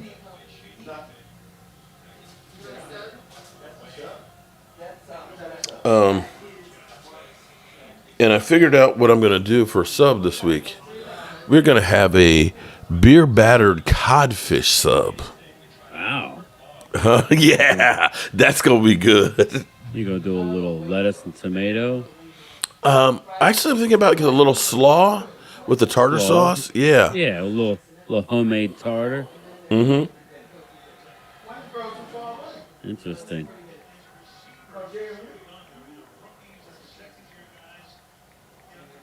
Yeah, I saw that video that Philly made. Oh, jeez. You know, here's the thing. What was that about? Karma's going to come back. Karma is going to come back and bite them in the ass. All right. Are you surprised that the Lions are up 27-3 in the first half? I didn't think. This is some whack shit. Like, this is I didn't think it would crazy. be this bad. This is crazy. I like Detroit, but not this much. I'd be lying if I said I liked it this much. Green Bay's got a total of 15 yards, man. There's not a lot of room. Every time he throws the ball, it's contested. The Lions have a good pass rush. Look at this. Yeah. They got Jordan Love on his heels, man. He is running for his life. But here's the Queen Bella is 100% right. What's up, Ultra? I'm telling you, karma's going to come back and bite the Eagles in the ass. I hope not, Ultra. 2-4. Eek. Love ain't getting no love. You got that right. Me too, Michael Dan. I said Detroit too, but not like this. I love cupcakes, Liz. Come on, man. You know, it's amazing to me watching, you know, how equipment has changed. You know, back in our day, our jerseys were loose. You know, now they've got the shoulder pads actually are stickied. So when the jersey, which are so tight, get on there. What we used to do at JMU, because our sleeves were really big, is we would go ahead and tie them off with some string in here. So that way they would show your bicep. And we'd always talk about, we're like Howie Long. I am really that freaking old. It's kind of crazy looking at this now. But my JMU Dukes, 4-0, kicking ass right now. Going to go to JMU's homecoming. End of October.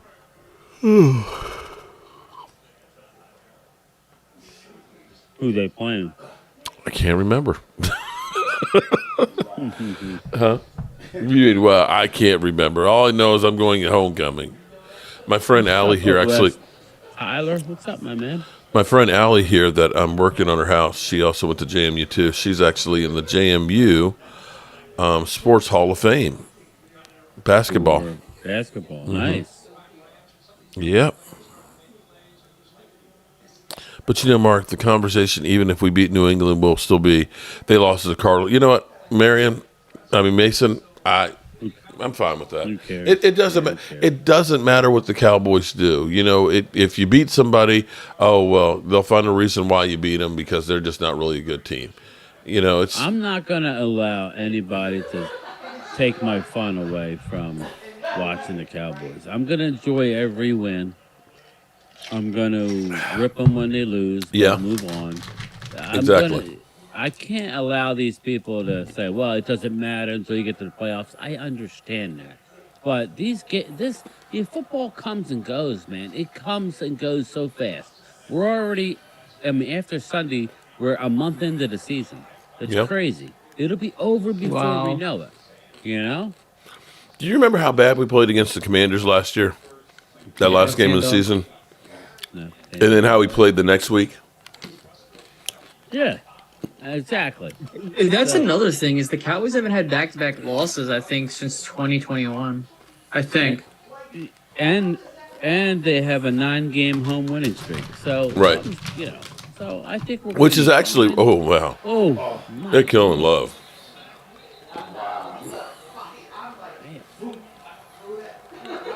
See, the thing is, hey Kiana, how are you? When a team starts feeling it, you kind of go into a mental shell, and it's kind of like we're packing this shit in. And that's exactly where the Packers are right now. They're like, this game is already over. And the onslaught will just continue to go on. That's what happened with Denver against Miami. Once that shit starts rolling downhill, it picks up steam, and it's just hard to recover.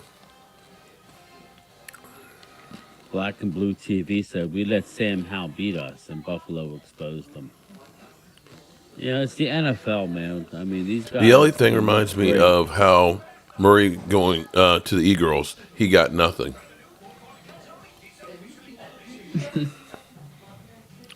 Well, we know Zeke will be motivated to try and do something. Yeah, because you have two former players in Gilmore and Cook that were ex-Patriots, and Bill's a real smart dude, so I think that he's gonna try and get you early and often. Like, you need a plan C to beat this guy on the defensive side of the ball. I think offensively, you just can't let Mac Jones get into a rhythm like any other quarterback. Mac Jones had 3 touchdown passes against the Eagles. Yeah, so again, don't sleep on these dudes because they are also a team that stifled that Miami offense, which put up 70 points the week later. True. They put, I think, 20. Yeah, so listen, just win the game. Show me that you have a little bit more in the playbook, and offensively, that is. Defensive. Here's the thing. I think that the Cowboys defensively, they need to stop going after the sacks, and they need to just focus on doing the correct play. That sounds a bit like broad to say space. But no, if you go back and watch Arizona, it felt like they were more so concerned about getting sacks and stuff like that than actually playing the ball right. And I think that that's something that needs to get drilled into their head. Just do the right play. As basic as that sounds. So Brian Mitchell called Dak whack trash cut today on and big deal. Okay, big deal. What do you want me to do? Oh my God, the world's coming to an end. Somebody said something bad about Dak Prescott. It's like, oh no, anyway. You know, you won the game. Your turn. Exactly. You know, this is literally where everybody's trying to make their name off the back of Dak Prescott.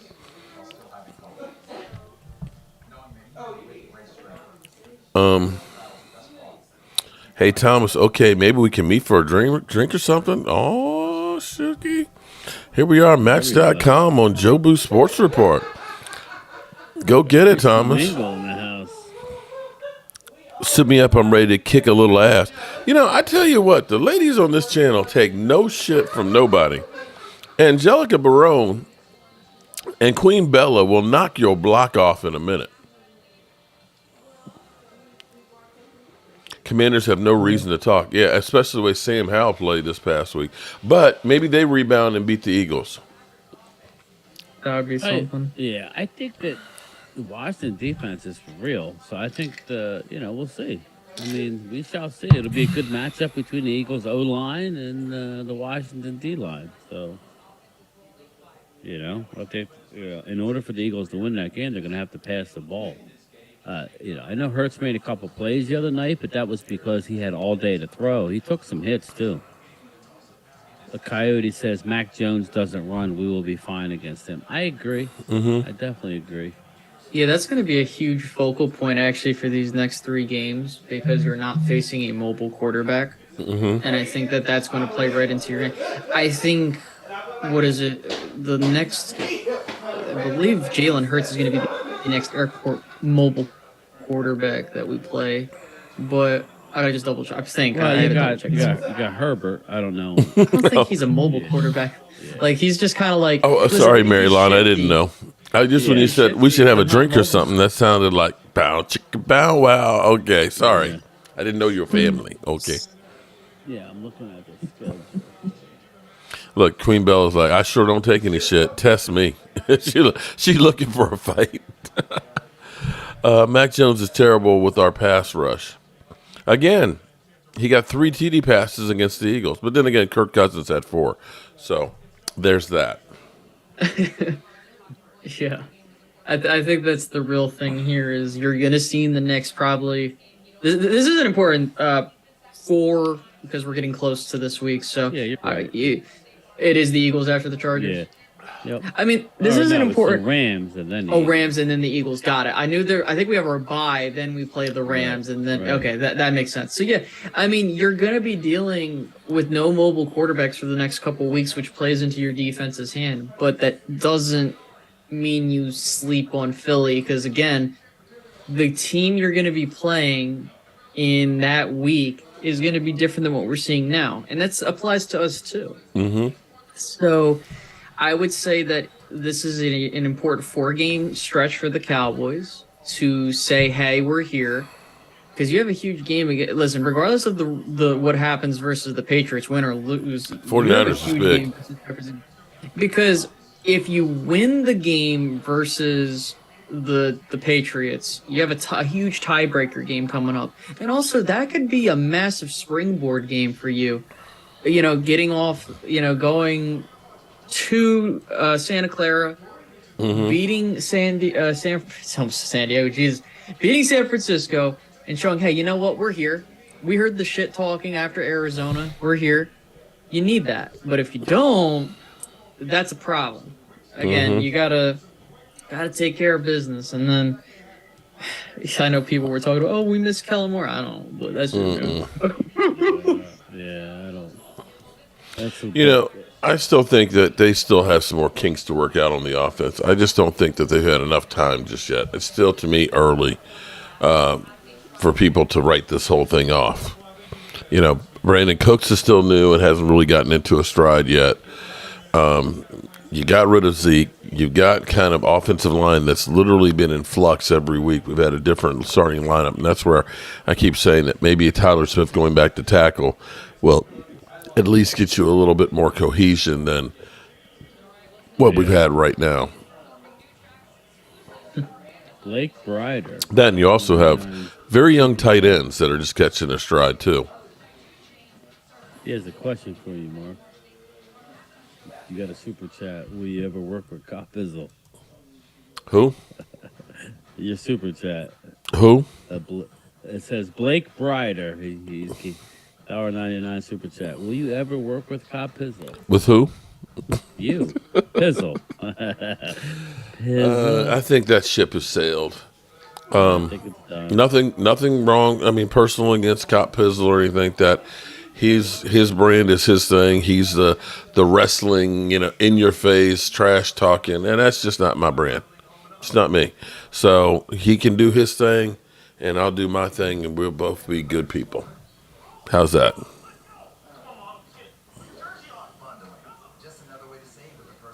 I have that thing on ignore a long time ago. Okay. Brandon Cook goes off against his former team this Sunday. That would be nice. It's going to respect, but don't get carried away if that's just real football stalemate. Okay, Philadelphia. Philadelphia trying to actually have a real take for once. Nice. Mm-hmm. That's funny. Atlanta Walker, it's a good test to see if you guys can advance into mid-NFL season. I think it's going to be good Hey, Ray. between Washington and the Eagles.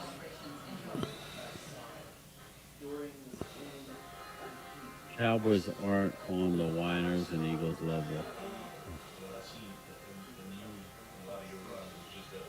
Well, we have to, in order for us to prove that we are, we got to go out and beat them. So that's to be determined.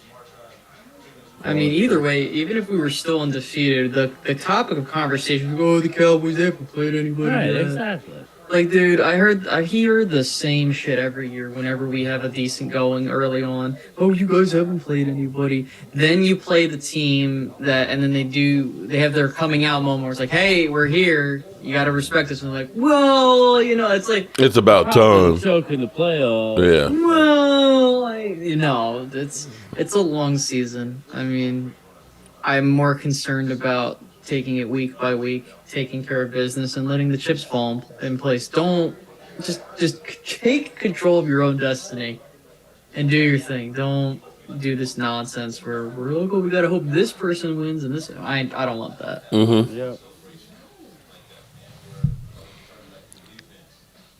I was amazed when I met Barry Sanders. Barry Sanders is not a big guy. He is really short.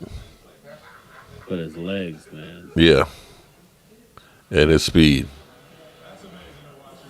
Oklahoma State.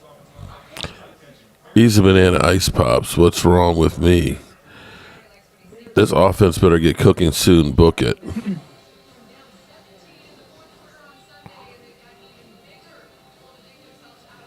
Mark, is it true we're looking at Adams and Surtain, cornerbacks out of Denver? If there's anybody out there that people are talking about being traded or wanting to get out, of course they always talk about the Cowboys are interested. That's just the way it is. The reality is I don't think the Cowboys are making any major moves for any players. Yeah. I just don't see that. No, they've already pretty much exhausted it. They made a big. When I say a big trade, I mean in the cap boy realm of big, going after Trey Lance. I think that if there is a serious situation where they feel like the season could be lost and they want to get, they want to do something like that, they'll trade for the, position. Like for me, what I wanted them to do was trade for Roquan Smith last year, send that second round pick, get him here, and we'll call it a day at our linebacking core. But we'll see how it goes. I think that you still got plenty of time, but I think we're good. Especially if the Cowboys are like 7-1 or 6-2. I was shocked when I was looking yesterday. I pulled up overthecap.com. You know who leads the league in cap space? The San Francisco 49ers. The San Francisco 49ers have $41.68 million of cap space. They're that talented, and they still got almost $42 million in cap space. Well, that's because they got Brock Purdy, Mr. Irrelevant, making nothing. Right? Yeah. You mean kind of like the Cowboys had for all those years and didn't do anything with it? Yeah, yep. That's what I was saying, man. They could be players for somebody. The big thing, too, is if I was them, honestly, like, if they think Brock Purdy's the guy, sure, I don't think so. In the sense of, like, him taking him over the top. He'll be a fantastic, do what you're asking him to do. I would just go supercharge that offense. Go get Devontae Adams or something. Yeah, that would. I would. Oh, that would. No, that would be. No, I don't want to hear that. I'm just. But I think that the other thing too. But is nobody's even close. You got the Niners almost 42, and then you got the Browns at 34-5, and then it drops all the way down to the Bengals at 12. And then the Cardinals at 11, Raiders at 10. Like The only benefit they have is they're not paying the quarterback position the money, even though I understand that not all 40 million or 48 million is going yeah, to but that's that would happen. basically. But that's impressive. Yeah, I'm just saying. I was shocked when I saw it. I'm like, man, they're really positioned well. Yeah, I was just that number threw me off. I'm like, wow, with all that talent they have on defense, McCaffrey, Debo, you know, Trent Williams, Bosa. I was just surprised. I was just surprised when I saw almost 42 mil almost in cap space. Well, the Cowboys need to start spending some because I think they have a certain amount they got to spend. They I don't know the amount, but it's a lot. Like the Cowboys have to spend a certain amount of money. But looking at it, it changes next year to only 17, so they're probably gonna carry a lot of that over. It's just sitting here now. Patriots have 121 million in cap space next year. Shit. So I was thinking about if somebody asked me a question on my live the other day about Dak, and we poo-pooed it, but if Belichick loves him some Dak Prescott. He loves Dak. So Dallas wouldn't. I think the earliest they would move away from Dak would be 2 years. And that's if everything goes horrendous with the Cowboys. And there's a flag. Yeah, Green Bay can't get anything multiple going. flags, yeah. Oh man, but Yeah, I don't think we're gonna move on. But if we did, it won't be next year. It'll be the year after. So, I mean, we'll see how it goes. I Yeah. think that, but the problem is, and I'll say this, even though that those that are not the fans of Dak Prescott, you have to look at it as logistically sound as possible. It wouldn't make sense to move him in the current state that his contract's in. That's a $59 million cap hit that a team would have to take on. If you really wanted to move on from him, you would re-sign him, take out the contract or the no trade clause, and then have a Right. conversation there. Yeah. But the key thing, though, is it just wouldn't make sense for them to do it at this point in time, because you can do it, but if you're like, we don't want to have Dak Prescott as the QB moving forward, you're literally punting next year. And if you're okay with that, be my guest. But you can't have it both ways. Or unless you had a guy who really developed, like a young Trey Lance, who's not making much. Okay, here's the thing. I'm just This is. I'm sorry. Yeah, you guys are setting me off on this thing. The average idiot out there. So tell me, who are you getting? Because I don't know that there's anybody that's going to satisfy Cowboy fans. You're not going to get Pat Mahomes. You're not. How many times we heard, well, if we'd only gotten Aaron Rodgers, Aaron Rodgers on this team, we'd win the Super Bowl every year. But because Aaron Rodgers is winning the Super Bowl every year, right? And he's where right now? I remember people saying we should trade for Russell Wilson and get rid of whack Dak. Remember that? Remember Russell Wilson was saying in one of the places he was interested in, or his agent was the Dallas Cowboys. Yeah. How's Russell Wilson doing right now? How's he doing? I remember people saying, I'd take Sam Darnold over Dak Prescott. Where's Sam Darnold right now? And all these young guys, Mac Jones, we just need to draft a guy like Mac Jones, Josh Rosen. Finding quarterbacks ain't an easy thing to do out here. And all these teams that are out here, like the Jets that did draft Sam Darnold, and that didn't work out. They brought in a guy like Joe Flacco, who won a Super Bowl, who then go ahead and draft a Zach Wilson, and then go out and get an Aaron Rodgers, still don't have a quarterback. Look at the Washington Commanders that went from Donovan McNabb to spending 3 number ones and a third to get RG3. That didn't work out. They did have Kirk Cousins. Franchise tagged him twice, sent him to Minnesota, didn't have anybody to replace him but, Alex Smith, who broke his leg and was ass for him, came back, was the comeback player of the year. They go ahead and draft, what's his name, who ended up dying in the car accident? Dwayne Haskins. Right? Then they went to Fitzmagic, who literally has survived some of the worst teams in football. Couldn't make it through the first game. Then they go to Sam Howell. Sam Howell looks to be ass. So this whole thing of just get rid of Dak and we'll get another quarter. Hey, where the fuck are you going to find a quarterback? You telling me all these teams out here haven't been looking for a quarterback? They haven't been shopping at Walmart for the new next, America's team quarterback? It's not easy. Just get Deion Sanders. Just wait for Deion Sanders. Tank for that guy. Oh, Jesus Christ. Come on, man. Let's be serious. Yeah, the problem too is you also have to factor in the timeline of a team, and a lot of people don't look at this aspect. Yeah. We understand where we're at right now, right? We are a team that's trying to contend. I understand that there's things that we're going through along the way. I get that. However, if you wanted to be in the all right space, you know what? Let's go get Caleb Williams, or let's go get a Quinn Ewers or whoever the hell else, right?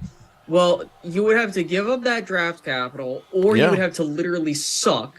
Then, by the way, that's something where if you're telling me I want to get a new quarterback, you're gonna have the tank to get the best one. That's just how it is. Like you're not gonna get someone out for or trade a lot of draft capital. So if we're saying you're gonna trade, you would have traded the opportunity of getting Micah Parsons and CeeDee Lamb to try and move up to get one of these quarterbacks. That's what you're talking about.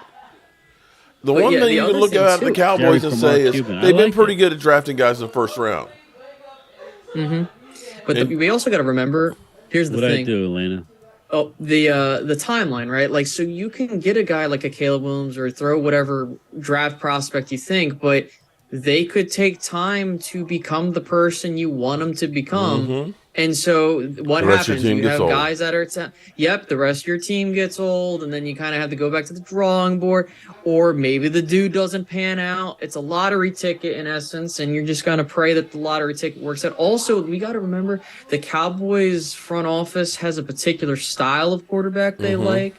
And a lot of people don't remember that, a lot of people forget that when they were thinking about, do we want to tag Dak in? They were looking at guys like Mac Jones and Zach Wilson. They weren't looking at guys like Trevor Lawrence or whatever the case may be. Also, Johnny Manziel's another name, Paxton Lynch. Like, people forget about that. And again, listen, I'll tell you this. I don't have a problem if he's not the quarterback anymore. What I have a problem with is just be smart with it on how you're building your team. If you have a plan that say, hey, here's what we're going to do to be better, but this whole thing with Dak is a turnover machine. Jimmy Garoppolo, 6 interceptions. Sam Howell, 5 interceptions. Josh Allen, 4. Justin Fields, 4. Daniel Jones, 4. Matthew Stafford, 4. Zach Wilson, 4. Jalen Hurts, 3. Kenny Pickett, 3. Ryan Tannehill, 3. Joe Burrow, 2. Derek Carr, 2. It's not like you got all these guys out here. Dak Prescott's the only guy out here throwing interceptions and losing games. You had literally Justin Herbert. They had a 27-0 lead, and they lost that game. Yeah. Did you see what happened with Jacksonville against the Texans this past week? I mean, we just think that it's just magic that we just get rid of Dak Prescott, and all of a sudden we are going to win the Super Bowl. That's craziness. That's not how it's going to work. And this whole thing that Josh Allen, Dak Prescott, don't talk about Dak Prescott and Josh Allen. Josh Allen got a lot of talent and has had a lot of talent for several years. He ain't winning the Super Bowl. Am I wrong? No, I mean, right. Remember, this Super Bowl drought's older than I am. So if we're going to blame one person for everything, I'd rather blame Jerry the person Jones. that's been around forever. Jerry Jones. Like, come on, bro. Like, the Twiz says it's not about the interceptions, it's about when it happens. Here we go. Okay. I didn't do it, Elena. I didn't do it. Here we go. Oh my God, it's like 2012 all over again. But let me get to the so Josh Allen throwing interceptions in the end zone in overtime, that doesn't count. Doesn't matter with him though. He's still the cover boy for Madden football, right? Him throwing 4 interceptions against a lame duck Jet team. I'm sorry, 3 interceptions and 1 fumble against a lame Jet team. That doesn't matter. That doesn't matter. Okay, I got it. I got it, Twiz. I got it. Blake Warrior, like Michael said, Dak haters need to beat it. Okay. It's just crazy. What happened? What the hell? Who got hurt? Is that Bryant? Okay, I was like looking. Yeah. I was like, Rhonda Lovelace says, I'm really disappointed Mozzie's not doing better, but I truly feel We will need to give him time. He's very gifted. Mark Look at played. Osa. Mark played the interior line. Tell It's okay. people. Just If you're explain. looking for Mozzie Smith to be a 10 sack guy and 75 tackles, you don't understand what an inside man does. You gets no glory. You gets no fame. Your name is very rarely called. I What your feel the job same way, Osa. is to be literally the ass kicked guy. Your job is to get double teams and keep the guys off the linebackers. You may get sacks from time to time. You may get tackles from time to time, but you're not going to be this guy that you're going to see a lot of things. And people, if you're looking at football as fantasy football, nose tackles don't get it. You got to understand, you are the man in the middle, and if you just hold the line, the defensive ends get the sacks, the linebackers get the tackles, and you get no glory. And that's the bottom line on that position. And that's the You, bottom you line. will be hit from every direction. You'll have places that are sore that you didn't even know existed because you get hit by the guard, the center, the fullback, the tight end on a wham block. It's just you have to control the middle and hold the line. East Also, side.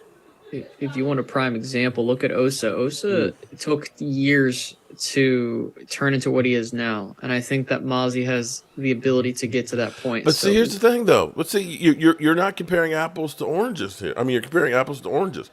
What OC is a defensive tackle, which is outside. You will get more penetration. As a nose tackle, that's not your job.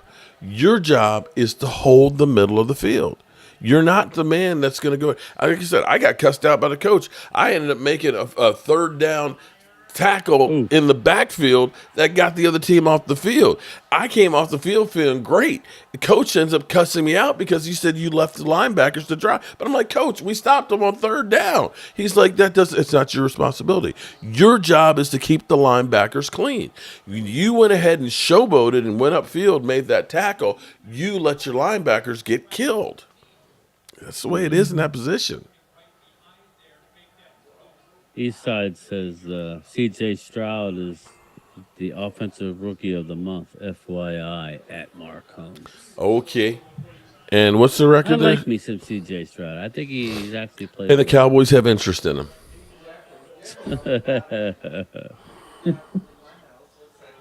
my QB Dak is doing Dak. Josh QB Allen is things. Josh Allen. Why are we comparing them? The score, it's about to be, could be 27-10. Don't call it a comeback. Maybe the Packers, which are famous for having comebacks.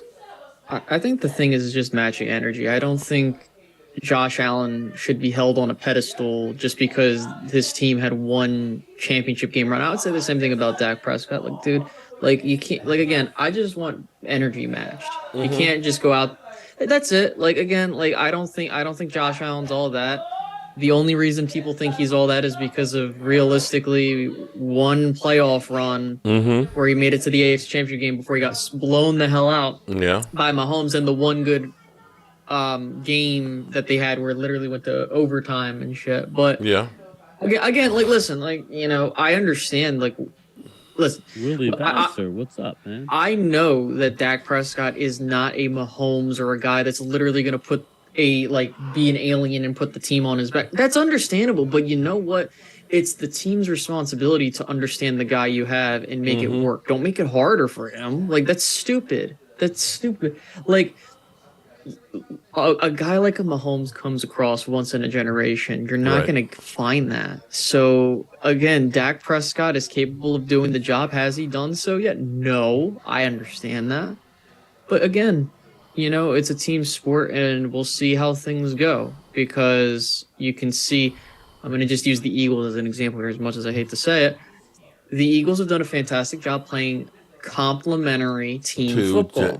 And playing to the strengths of Jalen Hurts. Correct. And and Jalen Hurts, I like Jalen Hurts. That's it. That's all I'm asking for. So again, if we're going to say that Dak Prescott isn't doing something, then we got to hold these other dudes accountable. That's it. That's all I'm looking for. I'm not, I'm okay if having that conversation, but We just got to be honest. That's all. And unfortunately, not everyone's going to do that, you know? Yeah. Okay, but here's the thing. Jalen Hurts, 6.9 yards per completion. Okay. 67% completion percent. 67 completion percentage, 3 TD passes, and 3 interceptions, and an 84 rating. Is that really that great? Is that really that great? Honestly, Not at all. do we look at that and say that's MVP? No, it's He's on pace not for MVP 17 this year. TDs and 17 interceptions. And his career high was last year at what, 22 TDs? Yeah. Yeah, it's not. I don't look at that and say, "Oh my God, Jalen Hurts is just head and shoulders better than Dak Prescott," and especially now with the running, he's been corralled this year. It's gotten popped a few times. Yeah, and so now you have to start worrying about how long will those legs last him. I think that's a coaching thing, too, is I think that Jalen Hurts has tools to be Yeah. that guy. Yeah, like, and they but, draw up plays for him, but it's scary. Okay, but again, yeah. Josh Allen, with the weapons that he has, 6.6 yards attempt, right? 5 TDs, 4 interceptions. He does have a 90 rating. Do you honestly look at it and say that that's just outstanding numbers? I think it's also like looking at the film. I think that Josh Allen's a guy where there we go. I think that Josh Allen's a dude where you he's the gunslinger. That's the best way to put it. Is you're allowing him to do him, and that can hurt you, and that can be a blessing. You know, again, that's just it is what it is, and I think that that's where I don't like using because we're here in 2023 now. But this is where you can't have it both ways. You can't have it in a situation to where, okay, you know, I need you to throw 4 touchdowns, but I'm not going to put the ball in your hands as much. Or I need you to do this for me, but I'm not going to allow you to do this. Okay. So let me put it this way. How about this way? Second quarterback has the same yards per completion, 6.6, as Josh Allen. His completion percentage isn't quite as high. It's 59 versus 69 versus 72 for Josh Allen, and his rating is 10% lower. But he's got 4 TDs and 3 interceptions, and that's Kenny Pickett versus Josh Allen. There's not a lot of difference there between what those two guys are putting up numbers-wise. You're right. Josh Allen has 1 more TD pass than Kenny Pickett does. Same yards per completion. Slightly higher, 5 points higher on completion percentage. You're telling me that there's a major difference between those two numbers? I look at that and say the team for the Bills is a lot better team Yeah. than what the Steelers are. And maybe if Kenny Pickett was on a better team, his numbers would be better than Josh Allen's. Right or wrong? You give him a Stephon Diggs to throw to. Yeah, I mean, he has a lot of talent. Gabe Davis, he's got a lot of talent on that team. I mean, it's funny because Josh Allen can look incredible 1 minute And look like trash the next. He's streaky. It is crazy. Yeah, I mean, he makes some unbelievable throws the other day, and then I was just like, man, what? Like what the hell? Like, yeah, where's this guy at? He was That's why- threading the needle. yeah, Hard. and that's what I will say is that every quarterback, and I mentioned this on my channel. When you were talking about narratives about a quarterback, every quarterback has their own story and how they play the position. Sure, you can say like, okay, that quarterbacks do like they're lumped into being gunslingers or game managers, however your flavor of ice cream is. I don't really care because at the end of the day, like Dak Prescott does things his way. Yeah. Josh Allen does things his way. What's important is teams recognize, and I'm talking when I say teams, front offices, and even coaching staffs recognize, this is the guy I have, this is what I got to do. And this is why I have a problem with how the Cowboys have handled things over the past couple of years, is that you're supposed to make things easier for your quarterback so we could judge him properly, right? Not even 2 years ago, Dak Prescott had the best quarterback stats. I understand. No, we want to win games. I understand that. Mm-hmm. But my point is he's not shit like people think he is. I don't know why, but again, McCarthy has Green to Bay looks give like a Dak. different team the second half. Yeah, I know. I'm like, what the hell's going on? We might have ourselves a game here. Am I about to eat crow again? Okay. After eating all that crow on Sunday, I'm about to eat crow Ultra again. The Cowboys same says lions are Pickett blowing has, doors out. George Pickens and Deontay Johnson. Yeah, I know, Ultra. That's pretty talented. I mean, I love me some George Pickens. You know what cracks me up though? Just everybody forgets what Dak did in Tampa last year. You know, he literally had a perfect quarterback rating in a road playoff game against Tom Brady. Against Tom Brady. Yeah. Everybody forgets. Remember the throw he made going towards the sideline, it's like the unwritten rule. Doesn't get credit for that game. Nobody talks about that game. But I mean, that was such an incredible performance. Only to be, the next week that it was a little. Obviously, he didn't play well. But either did a lot of the Cowboys. He had one weapon. Played well. Yeah, but and it's just an example of, if it was like a Jalen Hurts who went into Tampa and did that, they'd be like, oh my God, look at that performance. And it really wasn't. They waited until the next one came when he lost, and they're blaming it all on him. I just don't think that was fair.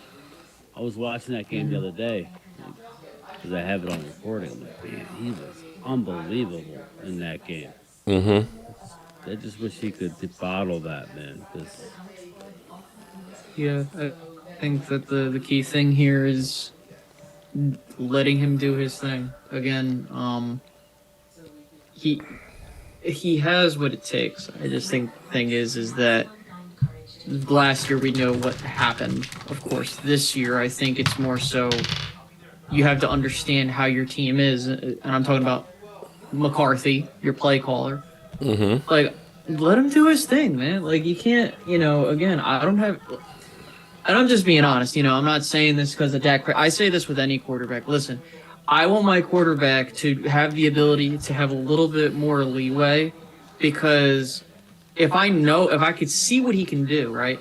Like, we understand the interceptions that happened last year, but we're also negating the fact of how productive Dak Prescott was, as a quarterback, considering how much he had to work with. Yeah. But again, I'm just talking about Dak Prescott. So this year, I think that I don't know if they're just like looking at the interceptions or they're just like, but at this point, I hope that they have their coming out party with this offense. Open up that playbook. So. And I think they will. They better. I mean, again, I don't need Dak to throw 7 touchdowns. I'm okay with winning the game as long as he's doing his part, which we did the first 2 games. This last go around, I mean, he didn't do terribly, I think, aside from the bad interception where he forced the throw. But he didn't see the linebacker. I don't know what he was thinking there, but yeah. I think he was just like, fuck it, just throw it. But I hate, don't do that. Don't do that. I mean, that was just a waste. He hadn't thrown any picks. I almost think he's being too cautious. I think he hears. Yeah, you're probably right. Let's see. All I know is we'll have a game, he'll have his moment, and then people will forget what happened. Well, people won't forget, but you know what I mean? We will. We'll be like, all right, it's whatever. Don't make it a trend. Yeah. So let's see what Green Bay can do here. Yeah, I mean, all of a sudden, if Green Bay gets a score here, it's a totally different game. Like, oh no, I might be right. Oh, That's a fumble. Yeah, that was a fumble. That was a backwards pass. Yeah, as soon as we give him a little credit, he throws it backwards. Like, Did they call that a forward pass? No, okay. Let's say they're blind if they did, because that was a fumble. Look at that. It's backwards. yeah, that's a backwards pass. That was crazy. You lost 5 yards on that, bro.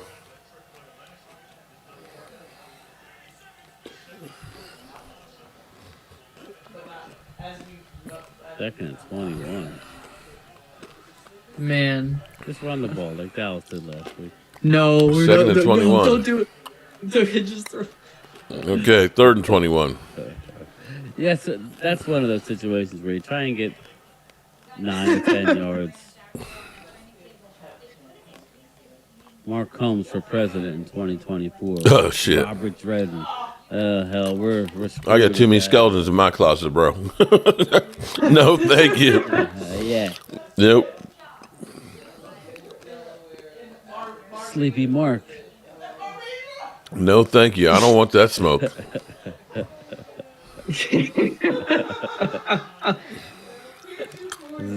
Dak can't win in the playoffs. Yeah, stop, Ultra. Come on now.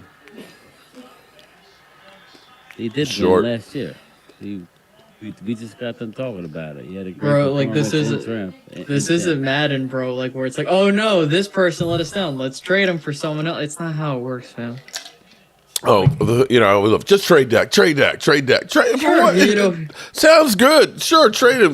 Get Pat Mahomes. Okay, I'm sure they're gonna trade it. Right, like listen, man. Like I even like said, like, listen, if they were like, all right, we're done with that. I mean, okay, but Trade Dak and get a you know, couple number ones, and we'll draft a quarterback. Okay. So like that's the other thing. If Dak sucks, if people say that Dak sucks, but you Then want to get a how are couple you getting 2 first-round number picks ones him, for it? Okay. like, what are we doing here, man? Like, come on, man. Yeah. It's so Well, it funny. was funny. I don't know where it was, Mark. We were live streaming just recently, and somebody said something about Justin Fields. Yeah, like we can get Justin Fields. For Oh, yeah. Trey Well, Lance. everybody thinks Trey Lance is the answer. Okay. We could get Justin Fields for Cooper Rush or Trey Lance. Yeah. Yeah. Let's just do that. They're just gonna give him away. It's like, Get the that's trade not how it meter to works. go all the way to the Yeah. green. Yep, Right. that's how. It's not gonna work, man. Yeah. I mean, listen. Yeah, Trey. The Bears will be happy to take Cooper Rush for her. Okay. Bears could have had Trey Lance. They didn't want to give up a fourth. I don't know that they were interested at that point. They still thought that, at that point. It's again with Trey. I'm rooting for him. I root for any player that's on the Cowboys because If he's good, it helps the team. Whether That's we can it. flip him or whatever. That's it. You never know. Injuries happen, Mhm. and give me a young guy like that rather than. I know people love Cooper Rush, but he's Move over, Cooper. yeah. Sorry, man. But again, I'm just appreciating that they're at least trying to look at develop guys. Again, this isn't to replace Prescott, but again, you never know what can happen. The future's never written in stone, you don't know. So you just always want to be prepared. Always have your a case of emergency type of situation. Like you said, Brian, if Trey Lance works out where you get something for him, awesome. If not, it's whatever. So In the end, it's kind of like the hate for Dak just blinds any logical thinking. You automatically think that anybody, remember, how many players have we gone through? Remember when Andy Dalton, there was no step down. Let's take Andy Dalton. He'll be a better quarterback than Dak Prescott. Okay. All right. Here we go. It's like anybody, I'll take, you got Skip Bayless, Cooper Rush is better than Dak Prescott. Come on, man. Come on, bro. Let's be for real here. Was Romo the answer? Who's the answer? Keep waiting on Mahomes. It's a team game, man. I He's still really here, do yeah. think it's a team game. You got to put the best. He's team waiting for around you to your make sure he quarterback. protects his investment on the way home. If Brad Johnson can win a Super Bowl, if Trent Dilfer can win a Super Bowl, if Jeff Hostetler can win a Super Bowl, if all these people can win a Super Bowl, Dak Prescott. I'll be over in the morning. Super Bowl. It's just a team What? game. You can't have your defense lapse. I do too. Your offensive line. More than Okay. just a quarterback. Hell. I don't know why you bought a big bag of them. You should Jared buy a Goff small didn't bag. get to the Super Bowl? The score is 27-11. I'll make a simple syrup with one of these lemons. Okay. I'll have it ready. Watch Detroit go down the field and score here and be like, yeah, no, we ain't letting this comeback happen. Yep. Yeah. You know, it'd be fun. I mean, this wouldn't be fun. I'm just joking around. 27-11. You know, a lot of people want to be like, oh, let's get rid of Dak. We can go find someone else. And then you find out that you don't have any options. And then you're like, well, fuck. Like, well, I wish we had that. No, we ain't doing that. Like, listen, man. I feel like a lot of people, I could be wrong here. I can only speak for myself, right? Growing up with, like, literally not having a franchise quarterback is, like, the worst shit ever because basically, like, you literally have the hope that Carter and... It's the worst feeling, you know? And again, that doesn't mean you...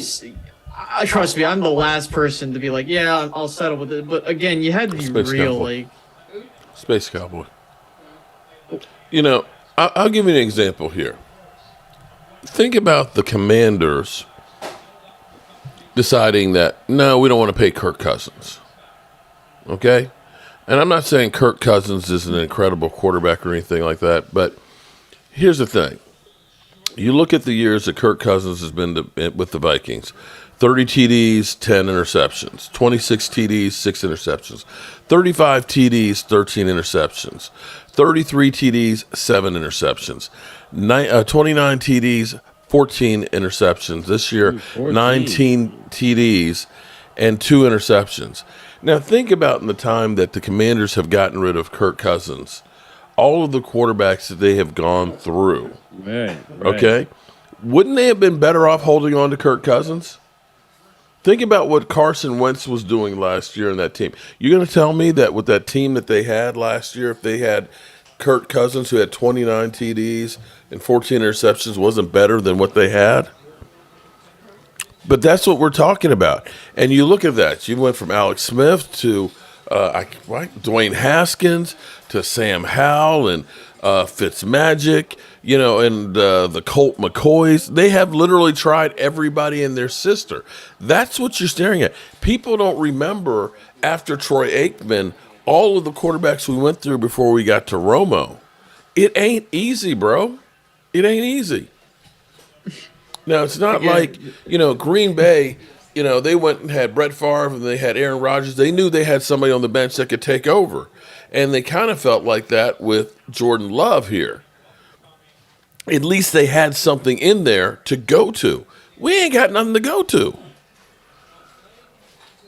I was going to say, yeah, like we had, I think, if I remember correctly, like from 2000 until we got to Roma, because of course, you know, Bledsoe was okay, but you had Ryan Leaf, Anthony Wright, so you had Quincy Randall Carter, Cunningham, Anthony Wright, Quincy Carter, Chad Ryan Leaf, Hutchin. I think Clint Storner, Yes. I think his name was, Chad Hutchinson, Vidi Testaverde, and then I know Quincy, of course, that's everyone knows him. And then you got Drew Bledsoe, like Anthony Wright. bro, like Anthony Wright, all those dudes, right? I'm telling you, it's not fun being in QB purgatory at all. Like you are lucky if you can get someone that's top. That's 10. what I'm saying. And they don't understand that. Unfortunately, we've been spoiled of having Romo and then to Dak. You know, people don't remember what that was like being like the Commanders, where here it is, we got another quarterback, and none of them are doing anything. But again, like, listen, like, the problem is you don't know. Like, there's always question marks with prospects. Like, listen, if you told me Space, you know, you're gonna find this. There's this dude that's coming out that's gonna be better than Dak Prescott, and you can trade. If you could trade 2 first-round picks, I mean, sure. Like, if you know, you can always look to get better, but that's not a guarantee. That's the problem. It's not a guarantee. None of that shit's a guarantee.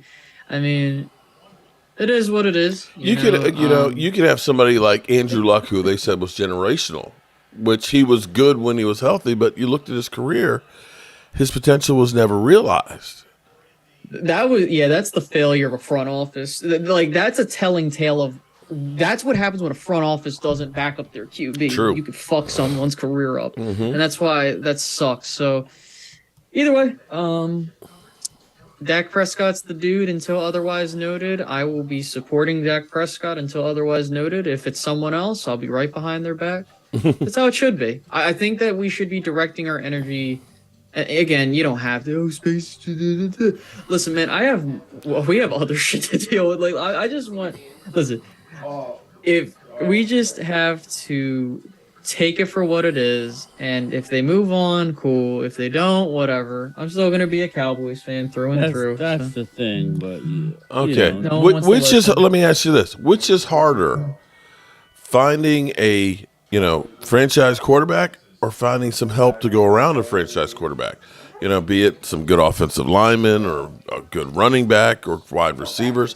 If you look and say, okay, here's the quarterback that we have who is serviceable, it's easier to put other pieces around him than it is to say, let me get another quarterback and still not have any pieces to go around that next guy. Because you still have the underlying problems with Dak Prescott. You may be able to find somebody who's a little bit better than Dak Prescott, but we've seen teams like, let's say, Derek Carr with the Raiders and the weapons that he had. He couldn't succeed with Devontae Adams and Josh Jacobs and, tight end that went to New York and all that, right? So it's easier to find those pieces to go around a quarterback, a guy who can play, than it is just to find another quarterback. Right. Oh, So Lord. if you say, he's serviceable, then let's put everything else around him. To me, that's less expensive and easier thing to do. But then again, what do I know? I'm a guy with a day job and a voodoo doll that's, talking from his mama's basement, Mm-hmm. Yeah. It is what it is. Again, he's the quarterback until further notice. I'm not, Right. I think that makes it, see, and that's the problem is like, this is like, again, I don't know if it's, I can only speak for myself. I think that, it would take a lot more energy in me to be like, oh my God, this and that. And you know me, I'm Mr. Pessimist, but like at some point you're just like, it is what it is. I'm just along for the ride. And it's just like, But here's, I could be, here's the problem. See, everybody is going, well, Dak Prescott, he's got $59 million contract and stuff. He's overpaid and stuff. You have no further to look than Jerry Jones. They had the opportunity when he was dirt cheap to go ahead and get his extension done right after Kirk Cousins was traded. They could have gotten him for under $30 million, but they waited and they franchise tagged him. So there was no room to hide this contract. And they're doing the same thing again. You've waited till now. Everybody's gotten paid. yeah. Had they went ahead in the beginning of the offseason and said, Dak, we're going to get your contract done and got it in the 40s, now you're in the mid-50s. This is the Cowboys making of the problem. You could have fixed this problem. Now the problem is even bigger. And we look and we blame the quarterback on it. No, you guys are the guys that should have gotten this shit done before. By the way, what's the incentive of a guy taking a hometown discount if you're not going to invest in the team? Right. Like, I'm just saying, like, people want to bring up Tom. Oh, we'll look at the. Also, that's a. Oh, I'm just looking at. Oh, I mean, just looking at. We got a game. Oh. We got a game. Oh boy, here we go, ladies and gentlemen.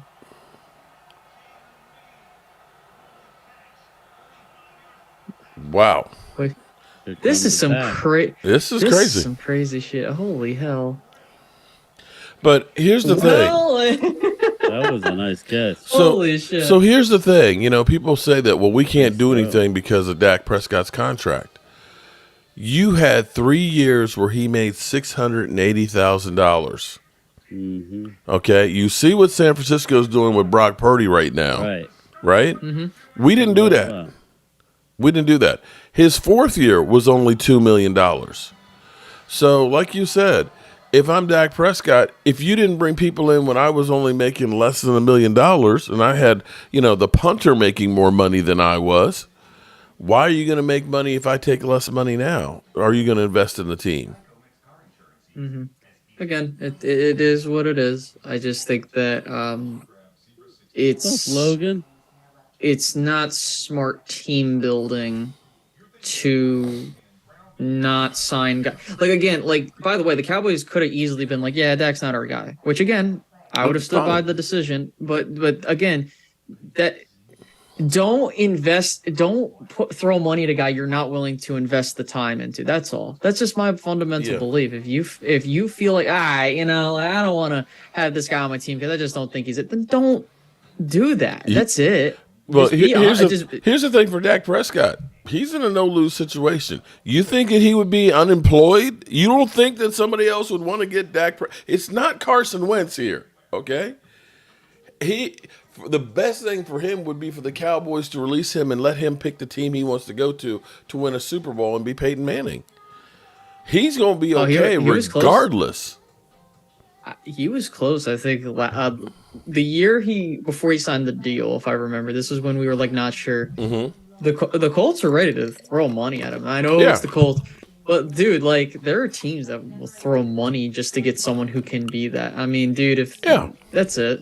Look, I've talked about Mr. Prescott all night, and I think that everyone's like, oh my god, but listen, he's the guy. We're talking. It's funny. We talk about him, and then he comes out. He has a good game. It's like but X, Y, and Z. Mm-hmm. But it's whatever. Yeah. Well, Ultra Cowboy says, let's see if Dak gets all the endorsement money by not being the Cowboys QB. That's the one thing that Dallas always try and say, and they're right. I mean, if you win in Dallas, or even if you're just a quarterback of the Cowboys, there's a lot of endorsement money on the table for you. You have to be good, though. You think Andy Dalton got any endorsement money? Nobody said he's not good, but are you Super Bowl? I mean, listen, you see it. I mean, Aikman got elevated because he won Super Bowls. We all know the deal. He was a good quarterback, but he was elevated because he had unbelievable talent, unbelievable offensive line, unbelievable defensive line. I love Troy, but I mean that's why he won. It was a team game. Emmitt Smith, Michael Irvin. I mean, it goes on and on. Darren Woodson, Charles Haley, Deion Sanders. I mean, not just Micah Parsons. There was Micah times 4. Okay, so. But who? Let me ask you this then. Why is it he has to be the one to take a discount when nobody else did? Did D-Law take a discount? No. You think Micah's going to take a discount? Nah. Did Zach Martin take a discount? He literally said, "I ain't coming to work till you pay me more money." So why is it he has to? I mean, I get it. You look. I look at this and say, Dak Prescott.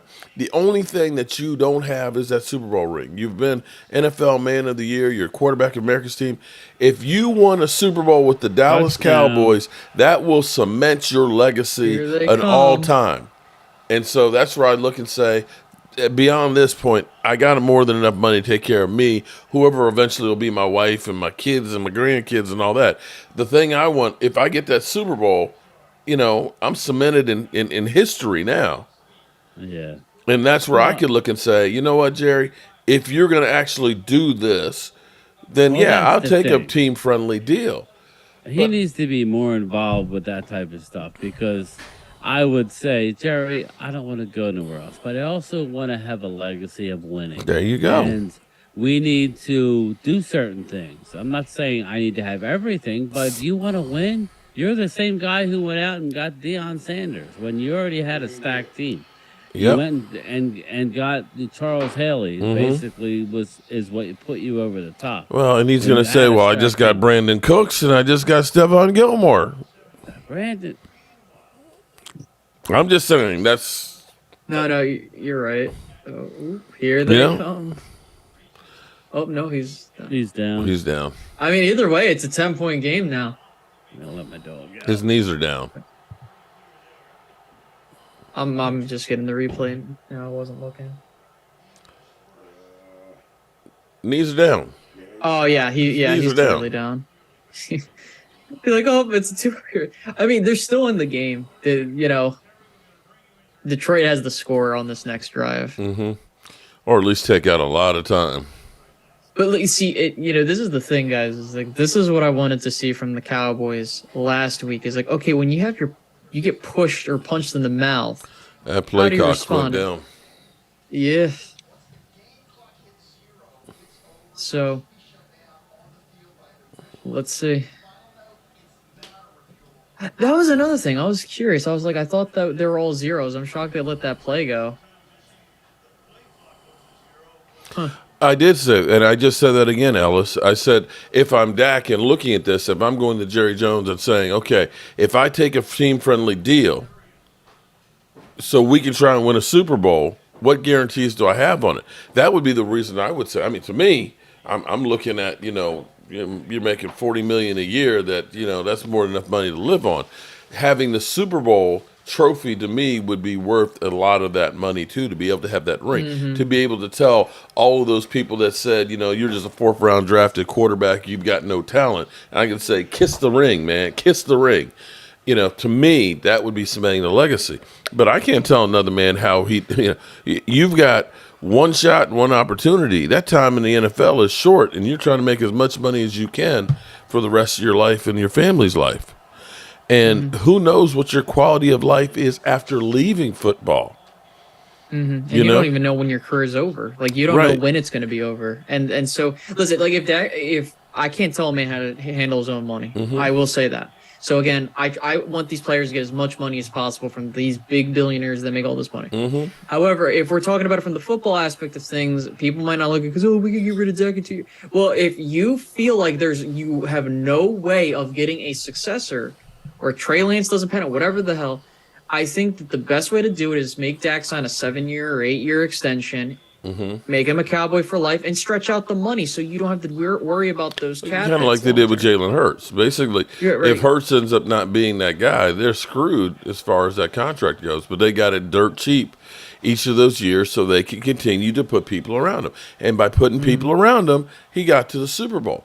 And I'm going to honestly say, Micah Parsons was right when he said, Jalen Hurts is a product of the team that's around him. He's got the best offensive line in football. They went out. They got wide receivers. He's got a good running game. He's got a great defense. And that still wasn't enough for him to win the Super Bowl. We went into the season last year looking and saying, is Jalen Hurts the guy? Oh, yeah, right. They had a trade for Russell Wilson in place. Right. So they didn't know that he was the guy. And I'll be honest with you, if it's not for Swift, right now the Eagles are not winning those games. And you look at his numbers are not great right now. And I'm telling you, I'm not hating, I'm being honest. Howie Vision. I'm in an Eagle fan's house, mind you, okay? I think here's the thing what hurts is that I think I can only speak for myself. Hurts is still a young dude, and again, we're still trying to figure out what is his ceiling, right? And I still think he can get better, right? And I think that right now it looks like they're in the pass game in a bit of a rut.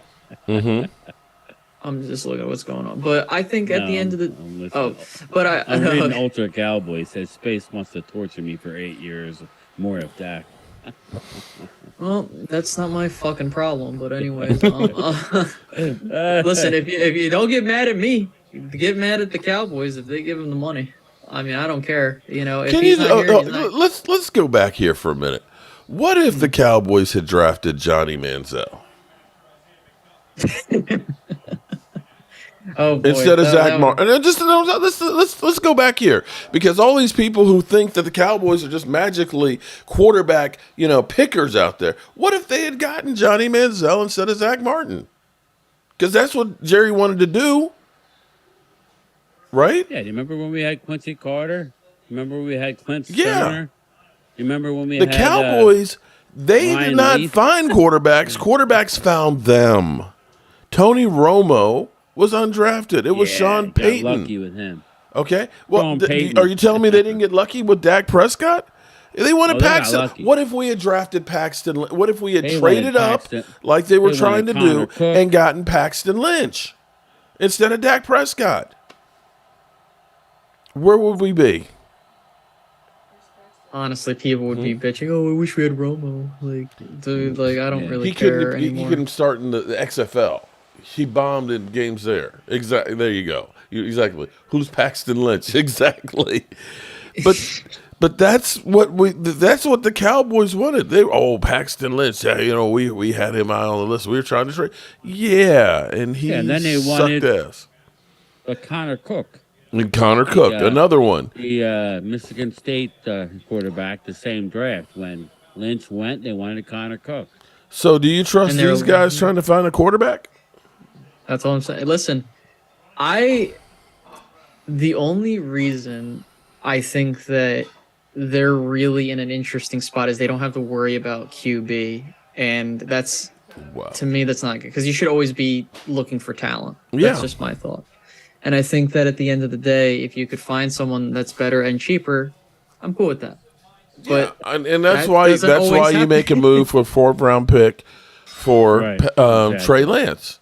Maybe he ends up being Steve Young. Steve Young, who got an opportunity to sit, behind Joe Montana because he was ass in Tampa. He was terrible those 2 years he was there. Everybody was like, this guy's a bust. But then he got the opportunity to be sitting behind the bench, and became a Hall of Famer. Maybe that's the case with Trey Lance. But he's got a long ways to go before that point. But you also got to remember, too, is the Cowboys are probably going to decline his 5th-year option next year. And True. If you're trying to use him as so he's in the 3rd year of his contract. By the way, same draft class as Micah Parsons. Mm-hmm. If it were me, and I'm looking at it in the sense of assuming that they don't get a Prescott deal done, you kind of have to think, okay, and you're like hoping that Trey Lance is going to be something. You're going to have to extend him at some point, or you're going to just let him walk and just be like, yeah. But I think that I need to see something from him. And again, I hope for the best for Trey as we're waiting to see. I don't see any way that you can keep that $59 million for next year. Oh no, I agree. I just think that again, ESPN put it out there. Well, you can cut him and save $32 million, but you're still going to spend $30 million and have no quarterback and get no compensation for him. So that's not really an option either. It's whatever. I just think that if you're going to move on, have a plan in place. I just don't want to be stuck. Exactly. That's it. I mean, you don't settle. Just always see if you can find something better. If you can't, it's whatever. But, Amen. I agree. We're in agreement here. Listen, if they can find a better situation than Dak Prescott, I'm all aboard for it. I just want to win a Super Bowl. But from where I'm standing right now, as I look around the NFL and I see all these teams that are desperate for quarterbacks that have been trying year after year after year, and just figuring that, well, okay, let's just take a couple of number ones and move up, and we'll just draft a first-round guy, and we're going to win the Super Bowl. I just keep looking and saying, one of the few things you can say about the Dallas Cowboys is first-round draft picks usually are winners for the Cowboys. And if we ended up doing what some of the people wanted to do, and we ended up trading away, say, number 1 pick we use for CD, and number 1 pick that we use for Micah Parsons, number 1 pick that we use for Tyler Smith, you might get the quarterback that might be the guy, but then you ain't got nobody to put around him. And that doesn't do you any good either. I can't wait to see the Micah Parsons negotiations. Oh, my God. And see how that goes. Because I'm telling you right now, like, you're probably looking at 30 mil for him. 30? Dude? 30. By next year, it'll be minimum 35. You can't pay him more. Okay, Aaron Donald's what, 32, 32 and a half? Not when you play a game like you did last week, undisciplined. He has to. I'm sorry. He has to grow up. I'm not saying he does, but he still has 4 sacks right now on the season. But what is he, like 24? I think he's my age, I think. Yeah. So that's crazy though. Like, we're talking about a dude that's in his 3rd season. He just entered the top 10 for Cowboy sack leaders. And he can still get better. He can still get better. Like, that's scary. He was picking what up, Cool G? How you doing, my man? He was picking a fight with a Tyreek Hill today. Or yesterday. Well, they've been doing that for a while now. It's like that's kind of like the him and the cheetah are fighting each other and stuff about. But it's What do you more think play about- fighting. What do you think about that podcast he does? About which one? His The Edge. podcast. Oh, Are yeah, you okay with It's it? I'm happier that he did that as opposed to doing First take. Skip and Shannon, because that was originally what he was supposed to be doing. My problem is when you do that as an active player, you set yourself up, and it's the era that we live. It's the age that we live, and that's fine. He could do it, but I wish he would just focus on. Here's the thing that actually I mean, he could be out doing bad things, so that's fine. Here's the thing that I will say that I like about him doing the podcast and things like that is he's not out there like T.O., I love me some me. He's almost like a conscious of the NFL as well. When he went after and talked about the New York Giants, it's like, this is your franchise guy. We're basically kicking their ass. Why do you still have him out there? When you go after, what's his name? Knucklehead from the Jets, linebacker. When you go out there and you basically put him on Bart Scott about, making light of Diggs getting injured, these are things that should be actually brought to life and are actually good for the NFL to have discussions on. So to me, it's not just about I'm great, I'm the best in the world, and so on. He's also putting actually real comments and real content out there that you don't necessarily get from actually the real shows and things. Now, would I rather him be focused in on playing football 24/7? Yeah, I think I probably would, because at some point it's kind of like, Micah, show me on the field. That's all I want to see. Just show me on the field. But like his dad said, when he tells you he's going to do something, I wouldn't bet against him. Yeah, I don't have a problem with him doing it. Because again, when you look at, for example, you look at a guy, I know different sport, but still the point still stands. You have a guy in Draymond Green who did a podcast during the season. They won the championship. And so I think it's more so, as long as you're doing you and it's not impacting your performance, I don't care. As long as you're not doing something stupid and being a bad citizen or whatever. Right. However, I do agree. I think that it was extremely smart. Oh, what the hell happened? I just looked. Penalty. Did They they took call- A field goal, and there was a penalty, and they took the points off the board. So first and goal on the 6. Wow. But okay. even, Hankins has a YouTube channel. Yeah, one of your subscribers pointed that out.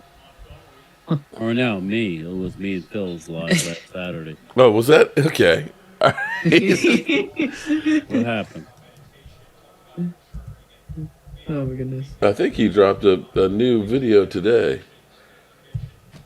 Yeah, if the Lions. Yeah. Do you know why they cut Harper today? It was because of Hoffman. So for those it that was just don't know, Hoffman. Yes. yes. So for those that don't know, there's procedures where you can't just keep moving up. I think you can only do it 3 times. 3 times. Yeah. So Hoffman was on the third. Already did it again. So they were like, all right, we're gonna put him on the 53. We need to release someone, so they released Devin Harper. Now, again, there's no big move happening to my knowledge yet, or ever. So it is what it is. I just think that don't put too much thought into it. Again, they just elevated Hoffman, and I think they signed Billy Price to their practice squad, a backup center, used to play for the Bengals. I know the Cowboys were looking at him. Which makes me worry about how is Biadasz really. I mean, I know Biadasz practice, partial practice today, but it makes me worried. How bad is he? Do you go for it? Yeah. Oh yeah. You win the game for a touchdown. Well, Mister, I'm going to bite him off of the kneecaps. You know he's going to go for it.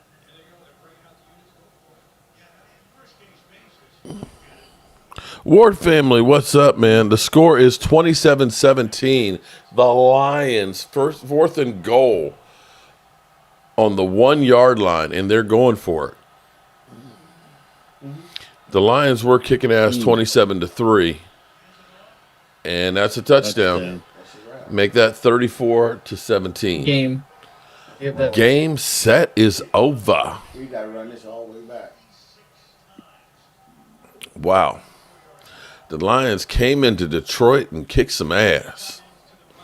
They opened up a fresh can of ass whipping. All right, Bobby Boucher. Right here, baby. Compliments of Commander Insano. Captain Insano. Captain Insano. Commander Insano. Captain Insano. Just got on here. Well, welcome, Ward family. Hope you're not working too hard. Never mind, game over. The 3 and 4 letter networks take their comments out of context often. What's up, Gina Dallas Diva?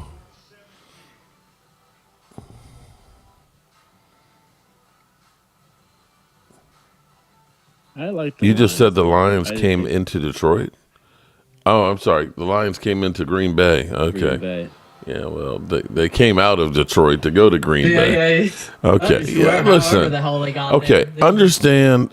I used to play the hot man as a wedge buster on special teams. Okay, I got brain damage. They outlawed that shit. Okay, literally. I think they will try and re-sign Biotish Alina. Is Biotish up this year, Mark? After this year, Yeah. he is, right? That's what I'm saying. We got J-Ron Curse. We got Tyler Biotish. All right, we've had There's plenty a of lot of discussions stuff. on my quarterback, Dak Prescott. The question now is, what are we going to do with this damn offensive line? Because if we don't do some of this offensive line, the quarterback's going to get killed. Well, we talked about Tyron Smith. Through the first 2 games, we were like, man. He was, And even me, he was balling out. And Yeah. like, man, I mean, I'll sign him year to year, with like an incentive based. When he's healthy, he's literally one of the best left tackles in the league. Problem is, he don't stay healthy. We haven't addressed his backup or the next guy. no. We haven't addressed that. That's been our problem. We haven't identified that next guy, that swing tackle who could come in when Tyron goes down and not.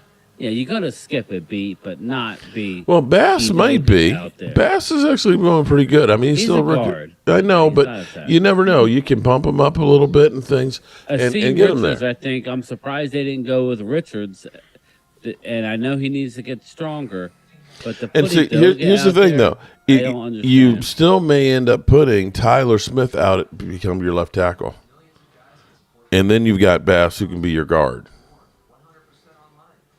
Yeah, I mean, But you also too have to start thinking. And here's the thing: is we can't wait for the wheels to fall off from like Zach Martin and things. And this is where you have to start being more proactive on that offensive line and start to really realize we've got to invest more capital in there. Yeah, so you kind of have to start. This is where you kind of start throwing picks, and you hope that you get something, or you get like you have a Terrence Steele that comes along that has a fantastic work ethic and becomes one of the best right tackles in football, and plays at a Pro Bowl That you caliber didn't spend level. any draft capital on.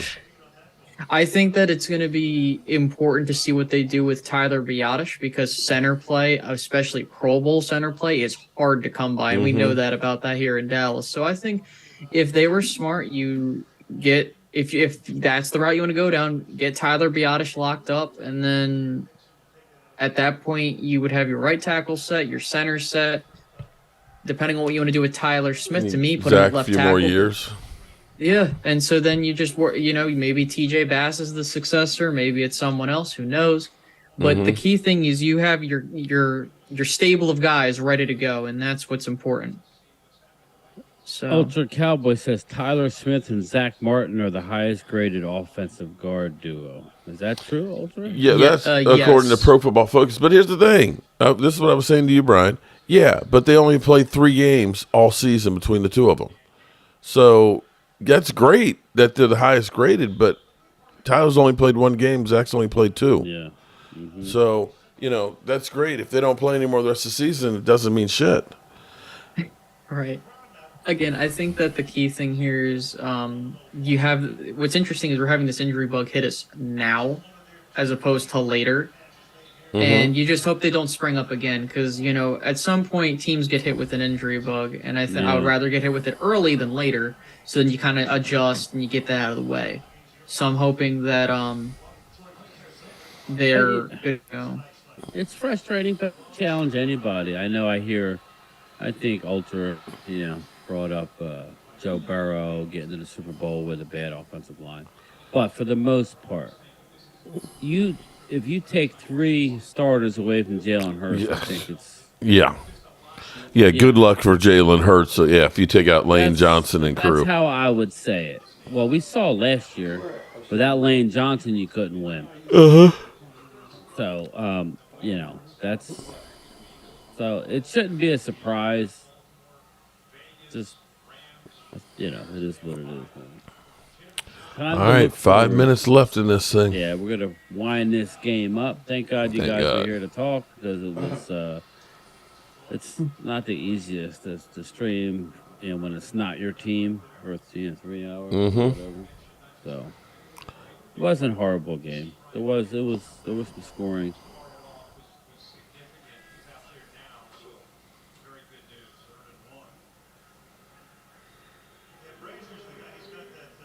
Philadelphia Cowboys missed out on so many. Lane young and QBs Kelsey last gone year. next year.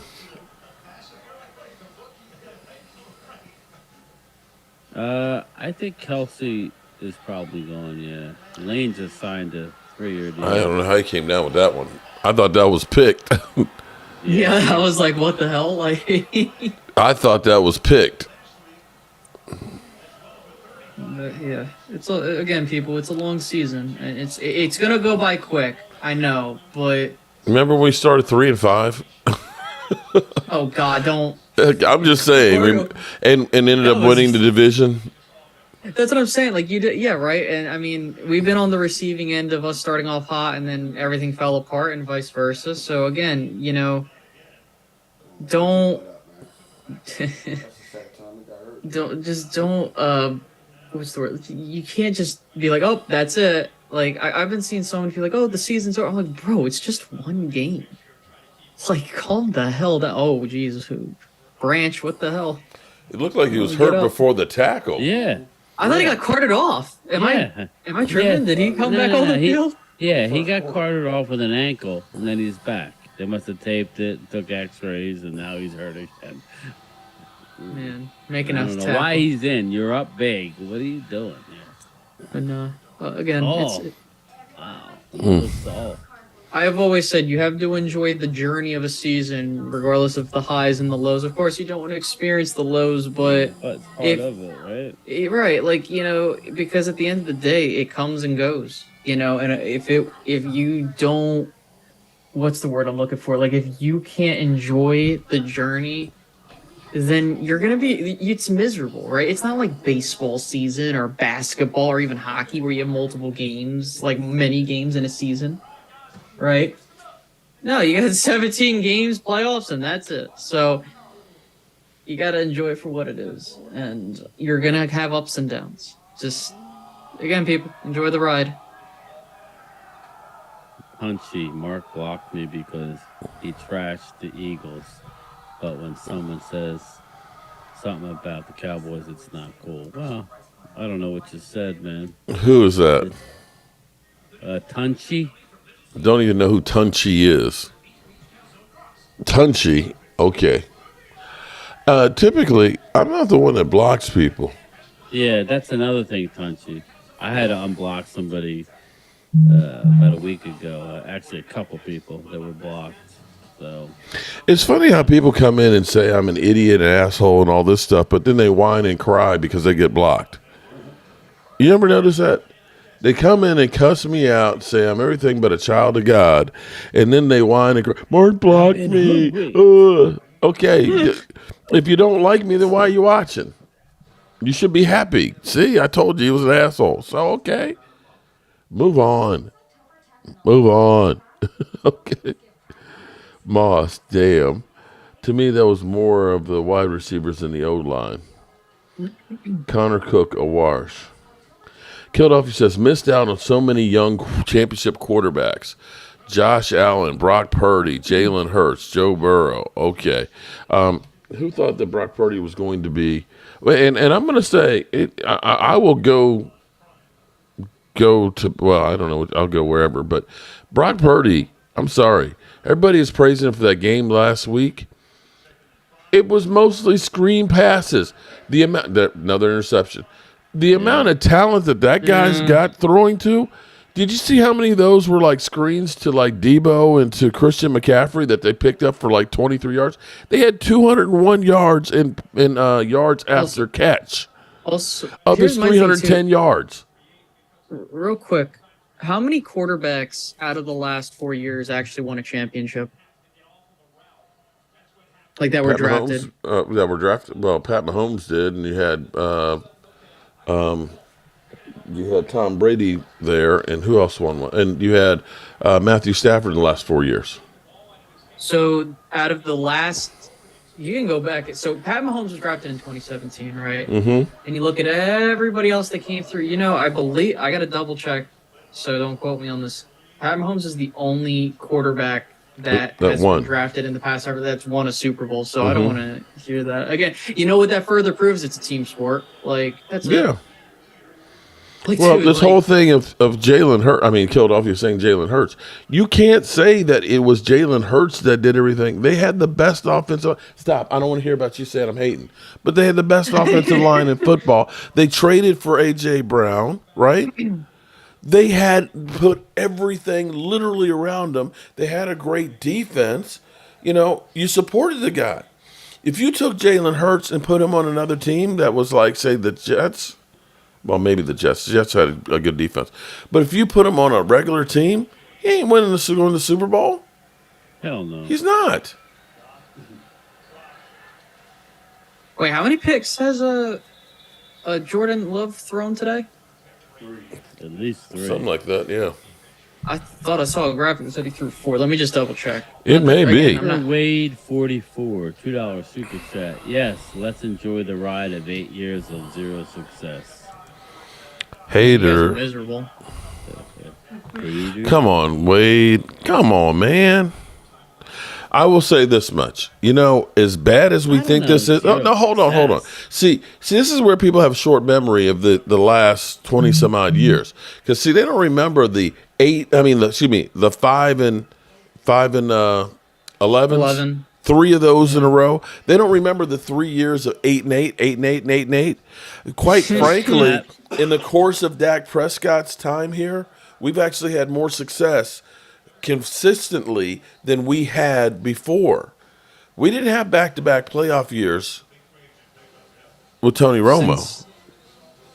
Am I wrong in that? Did we have one? 2006, 2007. It was a while. Okay, but 2. Okay, so 2. 2007. Right? Okay, so we got that. But we didn't win any playoff games then, though, did we? In those back-to-back years.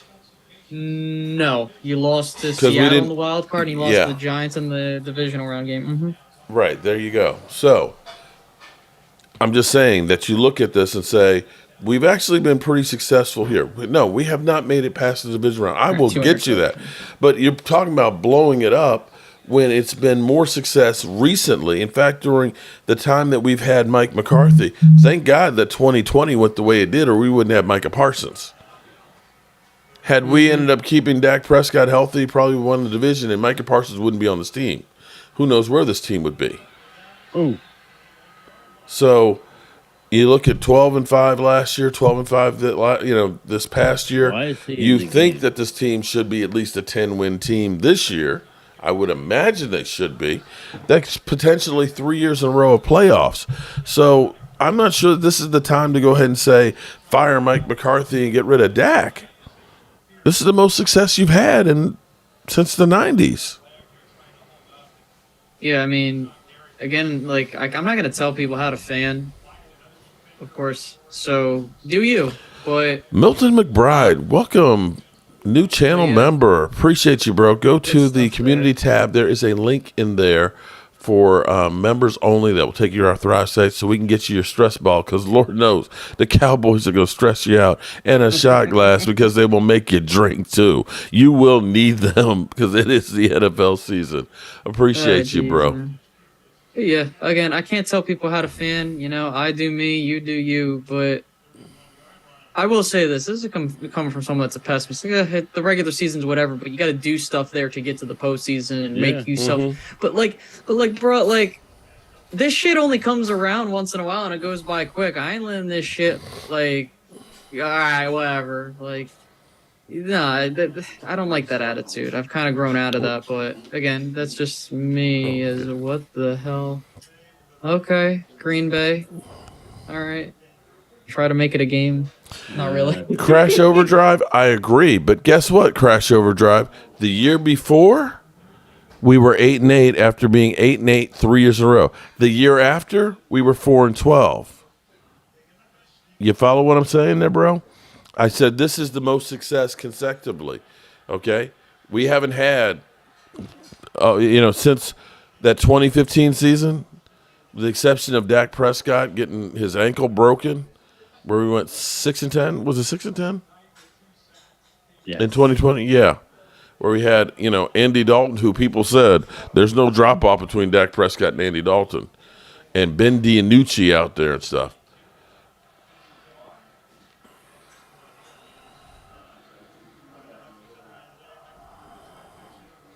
He and Dak are doing the same thing. All this is not going to be shut up until we win something. You're right. But that's just how it works. And we can go to the Cowboys. NFC Championship game, and you know what the whole thing is going to be then. If we get to the NFC Championship game and lose, well, can't go to Super Bowls. It's always going to be something else. If you We could win the Super Bowl and they said, well, yeah. you can't do it back to back. Chuck, how many people? Oh, I remember Troy's first year. We won one game, and it was a game that Troy Aikman wasn't in. Yeah. It was Steve Walsh. Shout out to won the Chuck. game. Yeah, I think the key thing here is again there are other. I think listen, take the Cowboys-ness out of it. You look at you look at how long some of these Super Bowl droughts were, and it's like there have been teams that have gone to the Super Bowl, and yeah, Kansas City. I'll even use Minnesota as an example. Minnesota, their biggest chance to get there, and you can throw the Jets in there too. Back in 2010, or no, 2009. I'm sorry, 2009.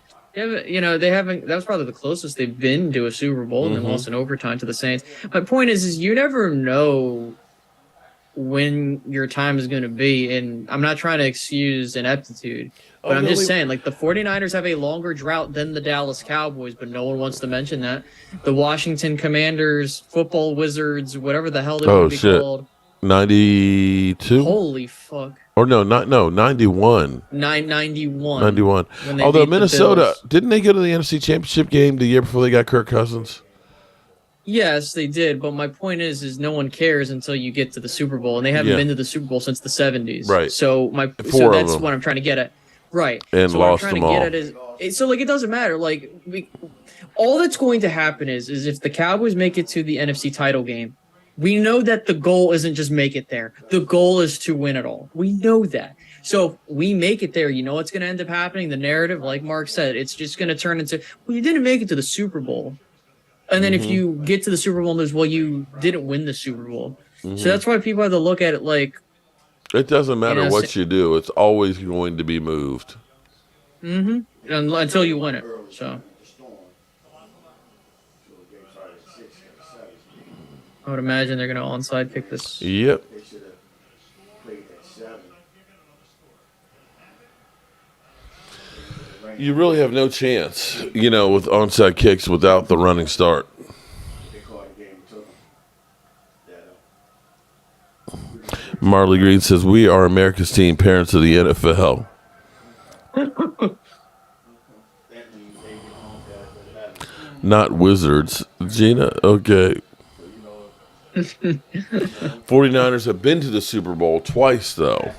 True, and lost. That doesn't matter, dude. You could say that about any team in any sport. Just because you make it there doesn't mean that, I'm sad. Bro, I'll use because they just made the postseason like the Phillies. I'm from Delaware Valley. Everyone knows I'm Jersey. And I live 30 minutes away from game time. From Brian. Big Phillies fan here. Oh, I don't care, I bro. know. I deal with the same shit. Yeah, like listen, they went to the World Series last year. Oh, we made it to the. I don't give a shit. If you don't win it, it doesn't matter. Yeah. That's what I've I been mean, telling okay, so ones we should ask are like Atlanta Falcon fans.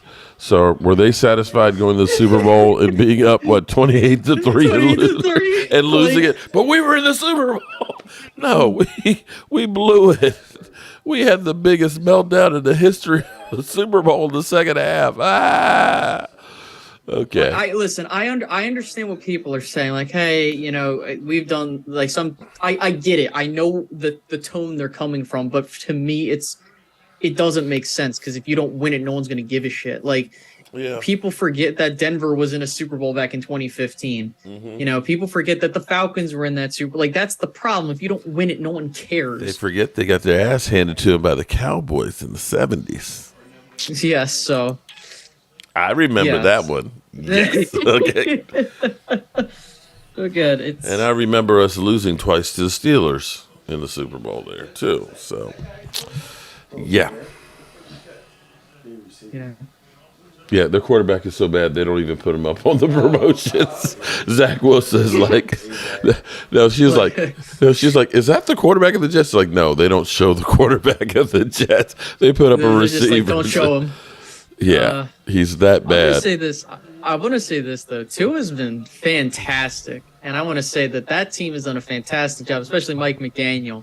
Mm-hmm. The I Dolphins was just are. talking about him. He's Yeah, crazy, man. I the love Dolphins. Yeah, the Dolphins are a prime example of when you put everything in place for your quarterback and you got good coaching. There you I go. understand dude. I love what they're doing down there, and they just smoked Denver. And their I offensive think- linemen have taken it personal that they don't want their quarterback to be touched, and they are playing like they are to make sure that he has got on kid gloves to protect him. Yeah, they got Tua, who I think as long as he stays upright, he'll probably be the MVP of this year. Mm-hmm. Right now, it's looking like it, and it's going to go to a quarterback with the best team and the best stats. As much as I prefer it be a defensive player, as you know, but yeah, I think that we're going to see a lot after. I'm going to say after we play the 49ers, we're going to get a good vibe about where everything is to kind of be like, yeah, this is where we're at, and man, Yep. this is interesting. Just watching Detroit do what they're doing here. Yeah, yes, it is. Not a good game for Jordan Love. Chuck, today's quarterbacks would not. Oh, you're right about that. Tom Brady would not have been playing into his 40s if he played in the 70s or the 80s. His body would have been destroyed. Pioneer, that's Space Cowboy Media. That's me, Space Cowboy. Definitely, everybody, check out Space Cowboy Media as well as my man Game Time Brian. Sub up to them, show them some love because they're putting in the work and everything else. And see, unlike me, they know what they're talking about. Yeah. He normally has a webcam, Pioneer, but he.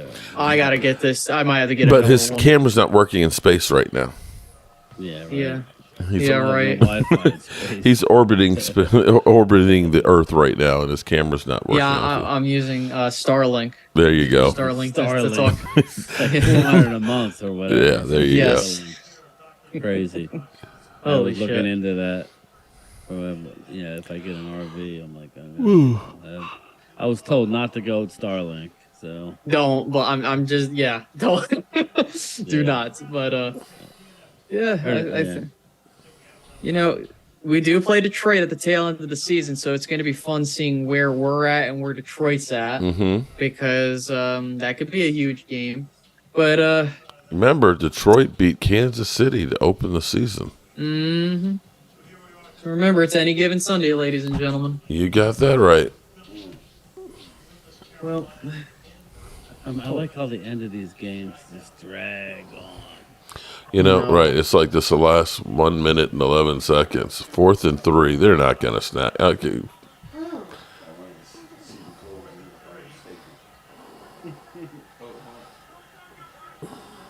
Yeah, they're going to kick the field goal. Oh, no, they did snap it. And he got it. Game. Yeah. Clutch But I play. will say, like, what I'm seeing here versus Detroit is kind of what I want to see from The us. Cowboys? Like, I want to, yeah. I'm not saying they have to do the exact same play, but like the attitude. Like, I want to see this.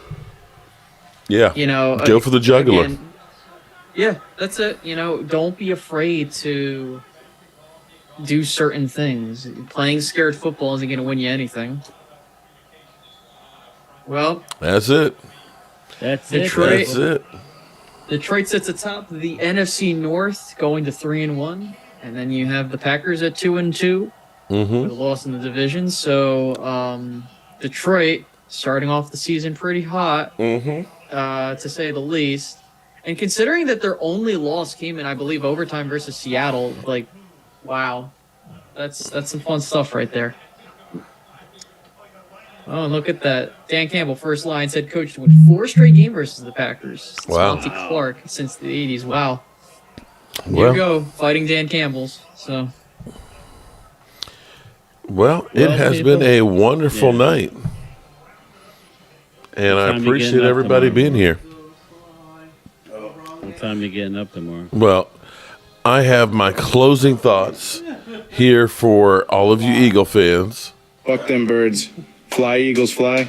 Now we shoot those birds out Thank of the you, sky. Brian. Thank you, Stupid Space dumbasses managed to Cowboys. give up a 3rd and 30 to my sexy All right, arm. everybody. Pathetic I will- defense and team. Thanks No wonder for, I own those piece of stopping shit by. frauds every damn year. Thank you, Don't get me Space. started on the Put fans. his link in You my boo me chat. while I earned You a guys respected can check the award. channel Thank out. you, Losing the everybody. Super Bowl was just karma for you fuckheads. And yes, I can't wait to thanks for drop 100 on stopping your